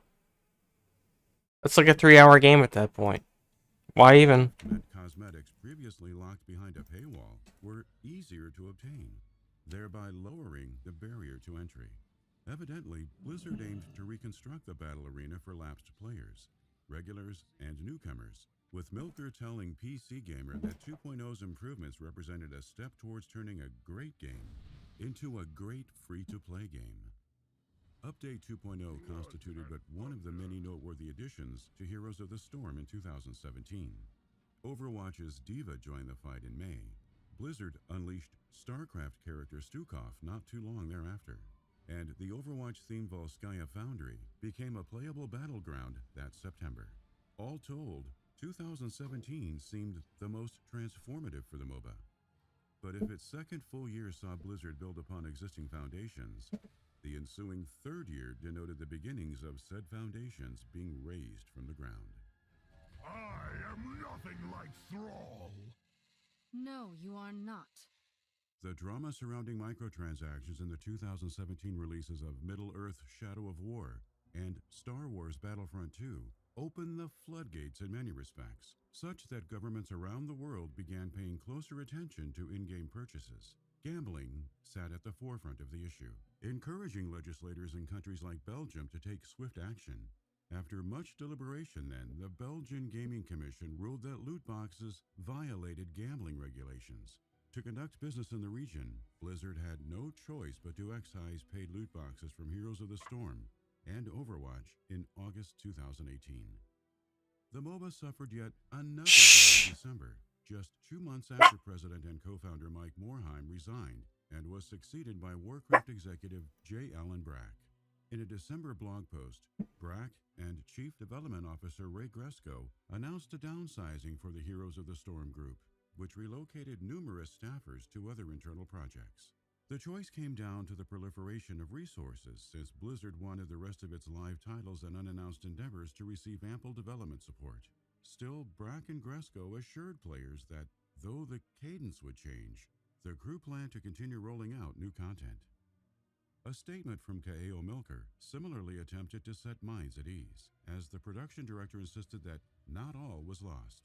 Akin to the community, though, he lamented the turn of events, expressing disappointment in the knowledge that Heroes hit its stride in 2018, but would have to endure the reshaping of previously laid plans for 2019.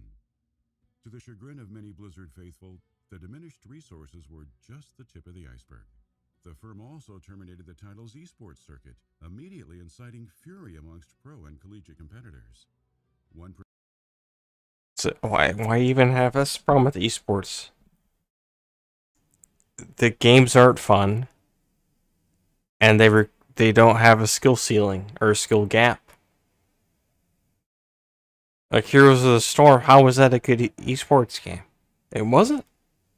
It was shit. Professional player Lauber said he spent months training with new squad mates and even emailed Blizzard about the 2019 league, yet never heard anything about a cancellation beforehand. Kala, the Tempo Storm coach, highlighted the misfortune of people building their livelihoods around Heroes only to become Because they're fucking retarded. blindsided by the sudden news. The coach further claimed to have spoken with developers at BlizzCon 2018, who told him the Global Championship would return the next year. Naturally, internet speculation spread like wildfire in the absence of firm details as to why Blizzard pumped the brakes. Popular theories posited that Brack either pulled the esports plug or received word from Activision brass to enact cost-cutting measures. Blizzard's strategy would be called into question again with the deployment of a March 2019 update that removed the option to purchase randomized loot boxes with real money. The studio relayed the news via patch notes without explanation. The reason indicated pressure from gambling regulators constituted the motivating factor. In general, 2019 proved a rough year for Blizzard all around. The Blitzchung ruling and controversy in particular marred the company's reputation. 3 high-profile exits further depleted the public's faith in leadership. Heroes of the Storm's former game director, Dustin Browder, departed the development house, along with Hearthstone's director and production director, Eric Dodds and Jason Chase. Oddly, the company didn't publicly acknowledge these veteran resignations until months after all 3 had already stepped away. Amid the dwindling public support, Blizzard occasionally delivered fresh Heroes of the Storm content to sate the lingering player base. It even received free unlocks for every character for a limited time in early 2020, a small sign of life for the MOBA that developers had all but abandoned. These methods were not enough to revive it. Consequently, the death knell rang in July 2022 upon the announcement of ceased development efforts. In line with other long-standing games such as StarCraft II, Blizzard promised balance adjustments, bug fixes, and free hero rotations would persist unabated. Discourse about why Heroes of the Storm stopped short of reaching the stratosphere naturally inundated the web. Mike Morhaime offered an explanation in the months following his resignation. During a roundtable at GameLab Barcelona in June 2019, the former CEO argued the Heroes team made a great game. The problem was that it arrived too late. Morhaime said the crew recognized the brilliance of the Defense of the Ancients mod at the time, but didn't want to disrupt the community's stellar work. Instead, Blizzard prioritized the Warcraft IP's expansion, which Morhaime deemed the right call, yet maintained that, in retrospect, had the studio properly read the tea leaves, Dota's swell in popularity would have signaled to executives the need for a small group devoted to a comparable project. Despite attempts at innovating the Dota formula, Blizzard sidestepping a golden opportunity to get in on the ground floor arguably hurt its chances of success the most. Heroes of the Storm, thus, exemplifies a classic case of too little too late. The kind of lesson the industry would do well to remember. Except the unending churn of live service games suggests the title, formerly known as Blizzard Dota, won't be the last of its kind.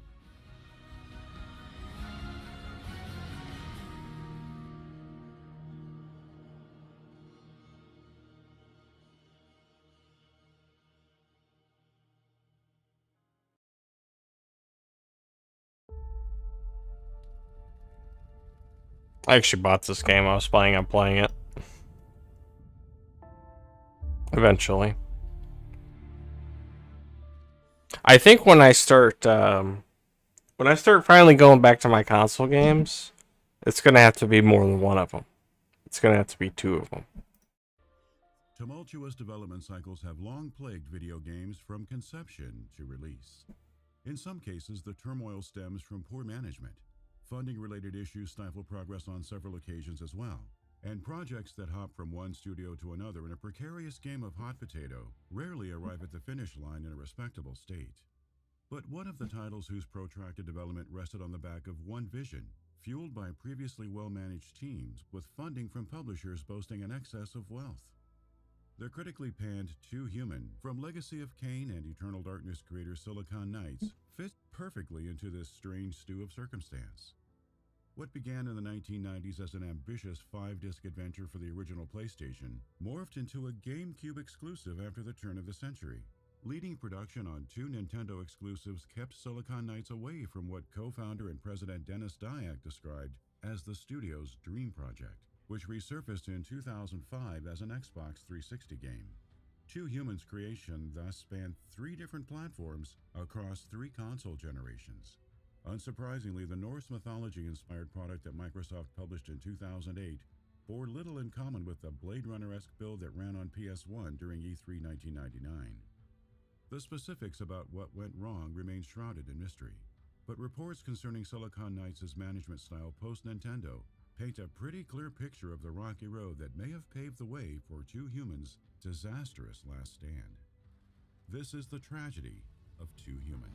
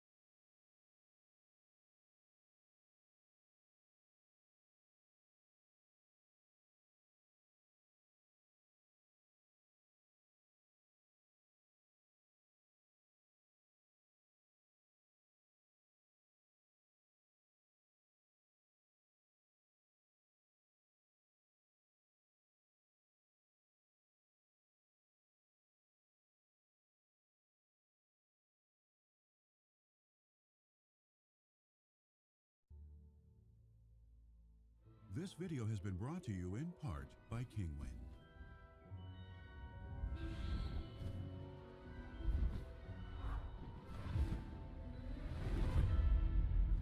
Today is the day to venture into the wondrous world of wizardry and Anyway, I need to grind to my 53. So that's what I'm gonna do. Founded in 1992 by Canadian developer Dennis Dyack, Silicon Knights cut its teeth on the likes of cyber empires before making a name for itself with the release of 1996's Blood Omen: Legacy of Kain. The crew succeeded in seamlessly blending genres, all while subverting traditional gameplay expectations. This distinctive talent engendered the origins of Too Human, whose conception in 1994 emerged from the company's desire to craft an experience that confronted the issues of technology and its effect on society. In addition, an attempt to tackle the symbiosis between man and machine allowed Silicon Knights a chance at addressing the nature of the human soul. Suffice it to say, the premise alone proved plenty ambitious for the time.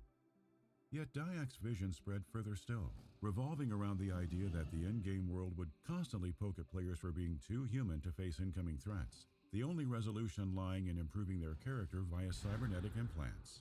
The technology available in 1994, however, lacked the advancements necessary for such a grandiose experience. But Sony's first PlayStation console seemingly provided a range of possibilities for 2 Human, which received a formal unveiling at E3 1999. Initially meant to span 5 CD-ROMs, Silicon Knights scaled down the proposed content to 4 discs, suggesting a sprawling adventure the size of Final Fantasy VII. Vague details hinted at an action title with a sci-fi setting and RPG elements, carefully enveloped in an expansive, multi-ending narrative arc. 2 Human's story, meanwhile, positioned players in the far-flung future as a cop seeking vengeance following their partner's death at the hands of a cyborg.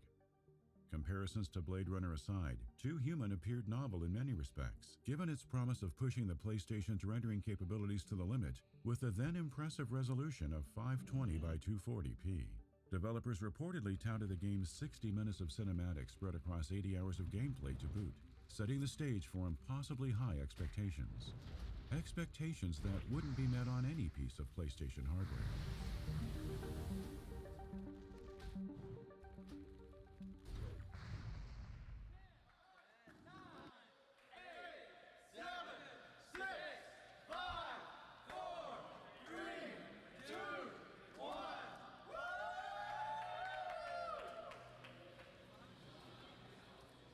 Sony deployed the PlayStation 2 in a staggered worldwide release throughout the year 2000.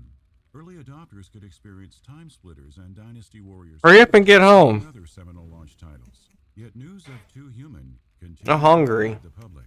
Little did anyone know the silence. And I want to be ready for bed in an hour. The second-party agreement So hurry up. Another Japanese giant, Nintendo. The 2002 launch of Eternal Darkness, Sanity's Requiem on Nintendo's 6th generation console may have marked Silicon Knights' first release in 6 years, but 2 Human technically constituted its first GameCube project. Speaking with IGN, Dennis Dyack admitted the title's stint on GameCube never left the prototype stage, though the team constructed a 3D engine capable of seamlessly loading areas from the disc. Experiments with the third-person camera took shape during this fleeting period of time as well. But as Eternal Darkness migrated from N64 to GameCube, Silicon Knights temporarily set aside its sci-fi action RPG. Still, progress on the 2 Human prototype played an instrumental role in building Nintendo's ode to Lovecraftian horror. The GameCube version of 2 Human received its sole public showing at Space World 2000 via FMV sequences bearing visuals that teased a product similar to the PlayStation build. In a 2003 interview, however, Dyack claimed the differences between the 2 iterations would later become more apparent, trumpeting story changes he described as all good and positive. As far as the outside world was concerned, though, these changes would never grace a Nintendo platform. Eternal Darkness consumed studio resources during its incubation, and once development wrapped, the group surprisingly shifted focus to the Twin Snake subtitled Metal Gear Solid remake for GameCube. Again, 2 Human vanished from view, although its sidelining provided Silicon Knights the experience of a lifetime, as developers pored over Hideo Kojima's opus, absorbing lessons reflected in the cinematic techniques present in 2 Human's eventual final form.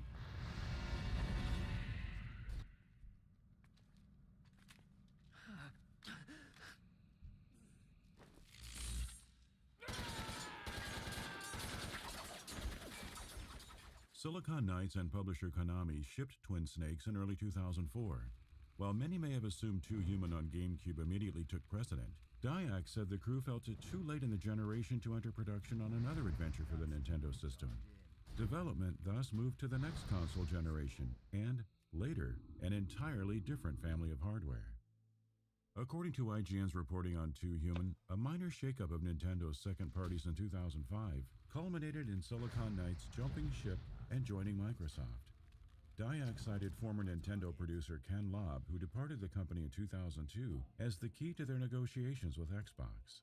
Lobb's faith in 2 Human inspired the industry veteran to invite his employers at Microsoft into the fold, an opportunity the publisher readily pursued. The fledgling game division acted with gusto, too, signing Silicon Knights for not Oops, one, wrong button. not 2, but 3 2 Human installments. The long-gestating sci-fi game stepped into the spotlight yet again at the Microsoft-hosted X05 conference in July 2005 as an Xbox 360 exclusive. Interestingly, Two Humans' third reveal had precious few similarities with previously shown iterations. Third-person action remained integral to the gameplay, as did cybernetic enhancements and the man versus machine motif. Players would no longer assume the role of a vengeful futuristic cop, however. Rather, a revised premise heightened by Norse mythology centralized the god Balder as a cybernetic protagonist, one tasked with protecting humanity against machine giants and otherworldly monsters.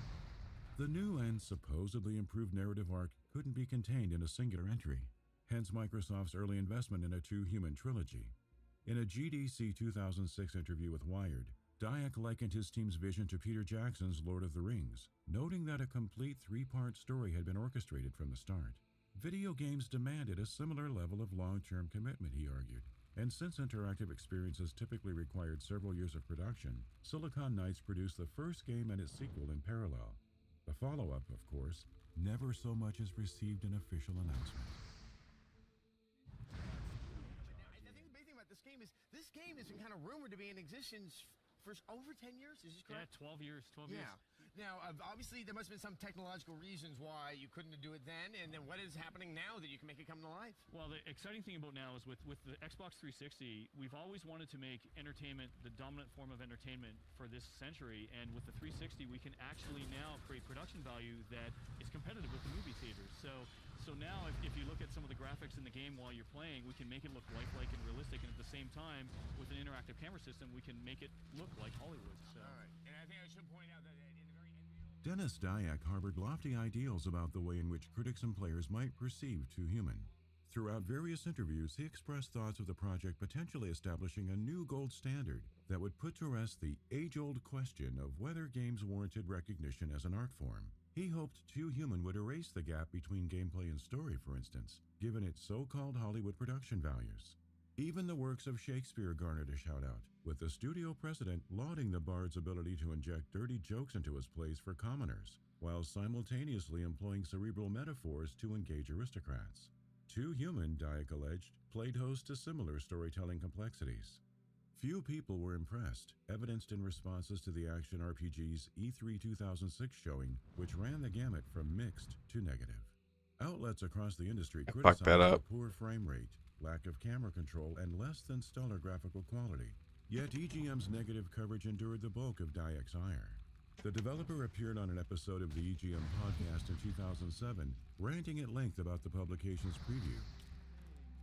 Quite frankly, in that, as you're taking back all the positive things that Shane had said about Two Human, and you're saying it's not true, and essentially you wouldn't show this at a science fair, and I got to tell you, I don't understand the level of harshness from I almost feel that I look at this and go, wow, did I step on your foot, or did I say something bad? I just don't know where that came from. His combative defense of Two Human didn't end there either, even stretching to online disputes with fans on forums such as NeoGAF. In terms of public reception, the increasingly controversial antics of the Silicon Knights boss were of no help to Two Human, a product that many had grown wary of in the months leading up to its August 2008 release on Xbox 360.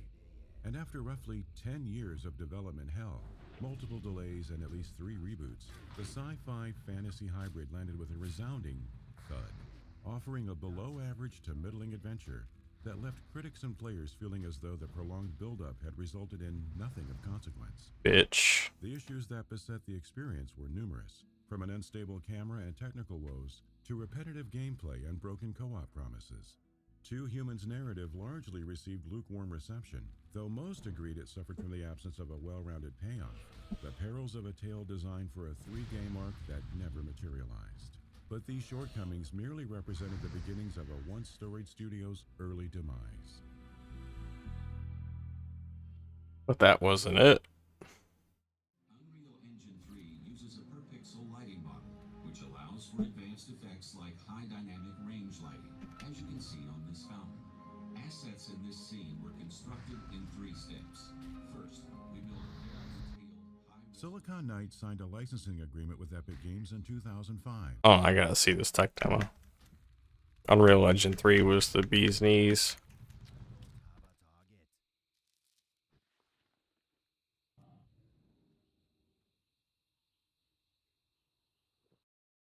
Ensuring the group's future venture. Shit.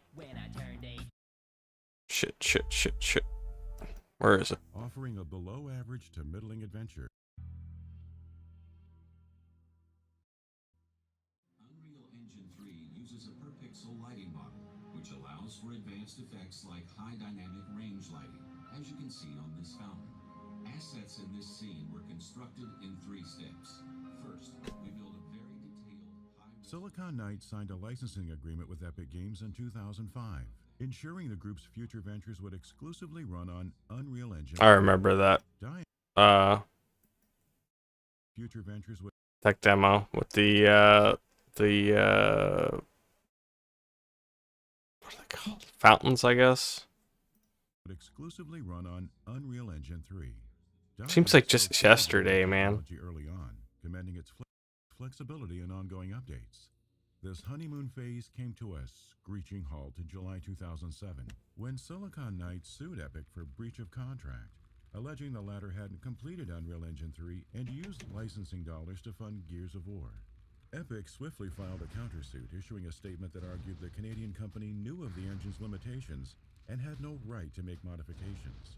The counterclaim further accused Silicon Knights of misappropriating Unreal Engine code for proprietary technology and using the resulting tools to build a Sega-published game, effectively infringing upon and otherwise violating Epic's IP rights.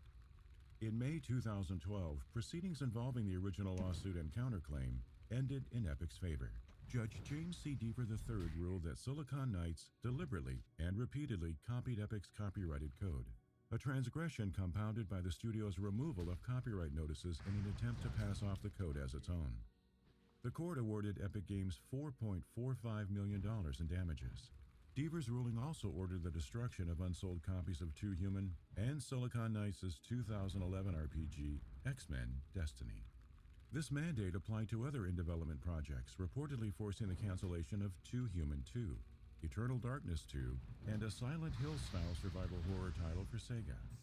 In May 2014, 2 years after the initial court ruling, Silicon Knights filed for bankruptcy and ceased operations. The underhanded way in which Silicon Knights exploited the Epic licensing deal aligned with other accusations leveled against the company. Reports of Diac's allegedly substandard management practices surfaced in 2012 when a whistleblower reached out to Andrew McMillan, the journalist who'd previously penned an expose on LA Noire developer Team Bondi's toxic work environment.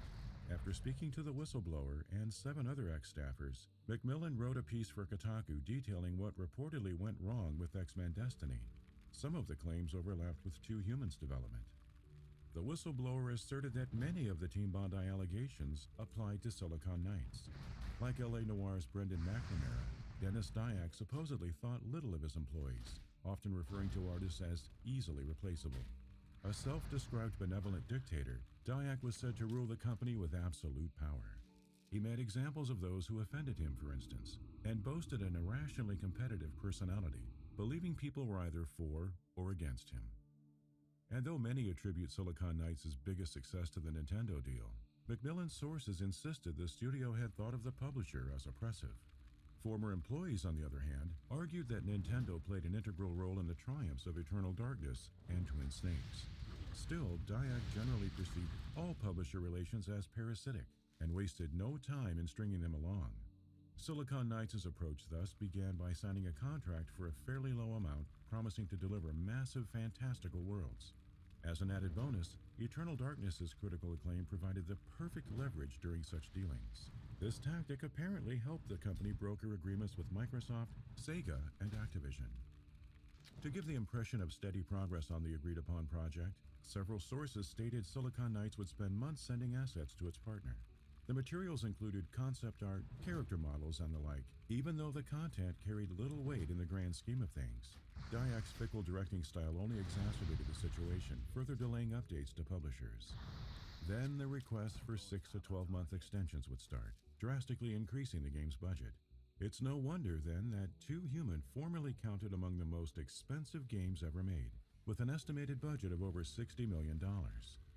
Regardless of the finer details, 2 Human had every opportunity to exceed expectations. The final vision offered something unique, as Norse mythology clashed with futuristic technology.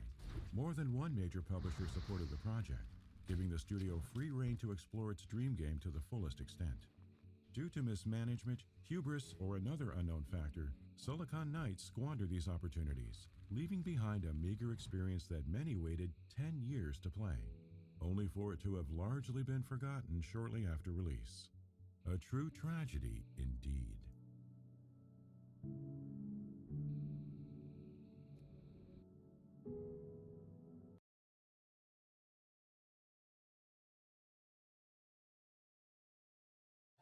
Gotta go.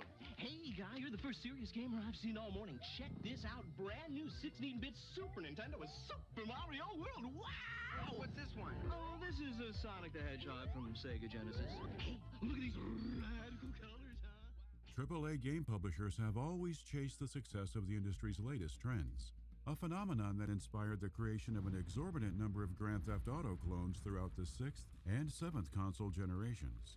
On occasion, such thinking has borne good fruit, evidenced in PUBG's quick claim to fame influencing everything from Fortnite Battle Royale to Call of Duty Warzone. But on the flip side, pursuing popular trends runs the risk of stifling creativity and alienating players, a recipe for disaster that has taken many once ambitious endeavors to an early grave. This, Square Enix learned the hard way upon publishing Babylon's Fall. The online-only adventure from Bayonetta creator Platinum Games marked one of Square Enix's many attempts to broaden its reach in the live service space, whose persistent revenue streams has significantly boosted many a company's bottom line. While Babylon's Fall seemed to feature the hallmarks of a quality service game with its proven development team and compelling gameplay mechanics, it launched with few redeeming qualities, resulting in catastrophic review scores and a rapidly dwindling player base. Platinum maintained focus throughout the rough start, deploying and developing new content for what should have been a lengthy life cycle for Babylon's Fall on PC and PlayStation. To cut its losses, Square Enix pulled the plug far earlier than anticipated, robbing developers of any chance to salvage the project. Thus, what began as Platinum bringing its signature style to the burgeoning games-as-a-service model concluded with what may go down as one of the studio's least memorable outings. This is the tragedy of Babylon's Fall. Tragedy. I never even heard of this fucking game.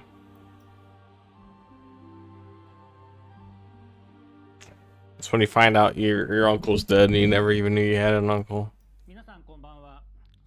You show up at the funeral for, you know, the food. Square Enix producer Junichi Ihara had long dreamed of producing a new hack-and-slash adventure. It was simply a matter of selling his vision to the best development partner. Other teams were under consideration, yet Platinum Games' genre-defining Nier Automata convinced Ihara and fellow Square Enix producer Yosuke Saito that no one else would better fit the bill. The endeavor centered on a multiplayer online RPG with hack-and-slash mechanics. On top of a desire to expand upon Nier Automata's action gameplay, the publisher put forth one other simple request for the developer: create a high fantasy setting. Tackling the desired setting and gameplay style wouldn't prove a problem for the Osaka-based outfit. However, in a developer featurette, director Kenji Saito likened the stipulated online component to development on hard mode. Either way, Platinum accepted the challenge after shipping Nier Automata, then spent 4+ years crafting the world of Babylon's Fall.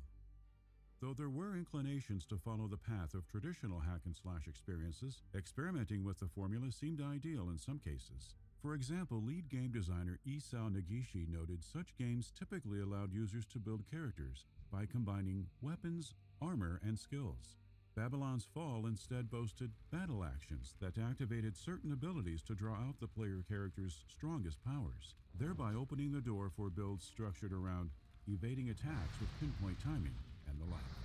The gameplay itself changed in accordance with these player-driven preferences, hopefully creating a level of depth rivaling Platinum's previous action titles. Combat tools similar. It's probably gonna take me like 10 kills now to level up. Famitsu post-launch, Negishi divulged the original intention of equipping players with 4 weapons to switch in rotation. Finding this setup too limiting, developers implemented a system wherein 2 weapons were equipped to both hands. Ensuring users could mix and match to reflect their preferred playstyles further elevated the breadth of gameplay possibilities. Attaching a pair of swords on one hand and 2 staffs on the other served as but one option, while affixing hammers on all 4 slots constituted another. It seemed Platinum had little trouble melding its trademark gameplay ethos with the hack-and-slash genre.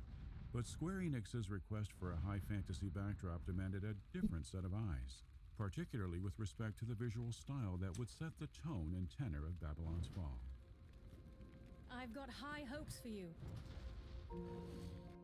Classical European oil paintings provided the source of inspiration behind the project's visual language. Square Enix and Platinum thus sought an artist capable of rendering their fantasy world through a deeply layered lens, hence the hiring of Koji Tajima.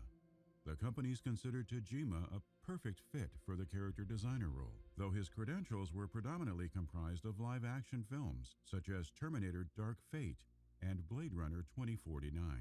According to Tajima, fantasy suited his personal style enough to make the transition between the film and interactive mediums smoother. In minding the high fantasy motif, along with the developer and publisher's instructions to keep the designs polished and sophisticated, the artist steered clear of cartoonish styles. The result was art that complemented Babylon's Fall's oil painting-inspired brushwork style, achieved through a technique developed specifically for the Platinum title. The studio outsourced talent for the storytelling too, partnering with Final Fantasy XI online scenario writer Kenichi Iwao, who focused on weaving a tale in which the protagonist felt forced into unfolding events, their skill level running in tandem with the narrative. As such, Iwao's scenario positioned the player as prisoner to a nation warring with a formidable empire. The story worked such that after reluctantly joining the war for their captors, the player character would build a reputation on the battlefield. They hit you now? Wonderful. And subsequently find motives of their own worthy of the fight. Notably, the ongoing battle fed into the game's never-ending goal, which in turn fueled its live service features. Given the solo play and 4-player co-op hook, Platinum prioritized throwing users into the action as soon as possible. From there, the development team hoped regular content updates would keep players returning for even more. The Hanging Garden community website came online to extend the live service experience by facilitating each player's connection to Babylon's Fall outside the game. Some would later argue these efforts ultimately proved for naught. Let's see how many of you make it back this time.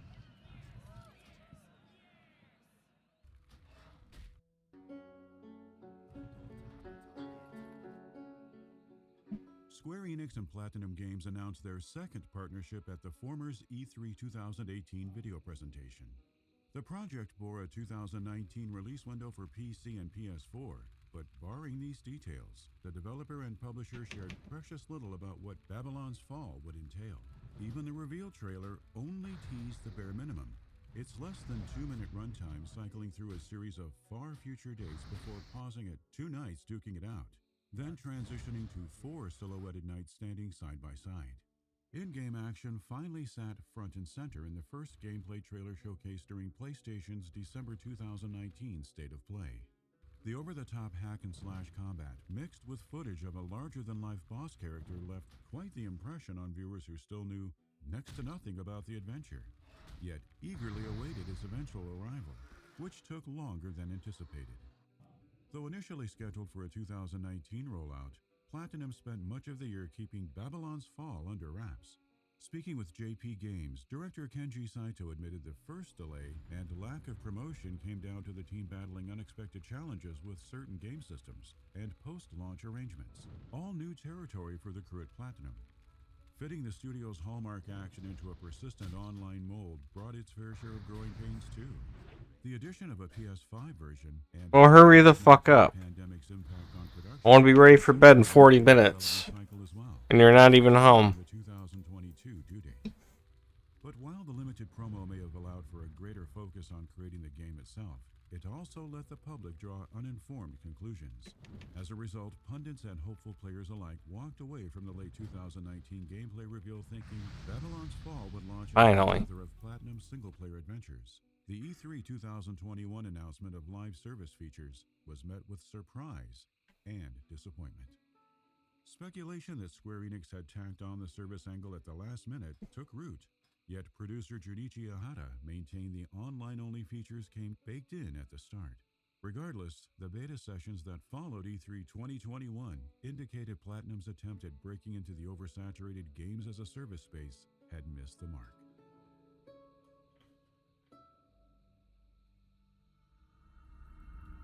This is not your time. Your soul is yet unhoned. Square Enix and Platinum hosted the first closed beta period in the summer of 2021, offering PC users a chance to try out and deliver feedback on Babylon's Fall. An appreciable amount of the beta impressions critiqued the oil painting-inspired visuals. Players found the art blurry above all else, an issue that made understanding the on-screen action incredibly difficult. Those with impaired vision complained of feeling strain while playing, sometimes to a degree that proved headache-inducing. Okay, well, I'm just gonna come get you then. Improving legibility while retaining the unique oil painting style. Kenji Saito would later It's fucking ridiculous. the filter used in the original beta boasted a lower level of polish. Alright, I'm getting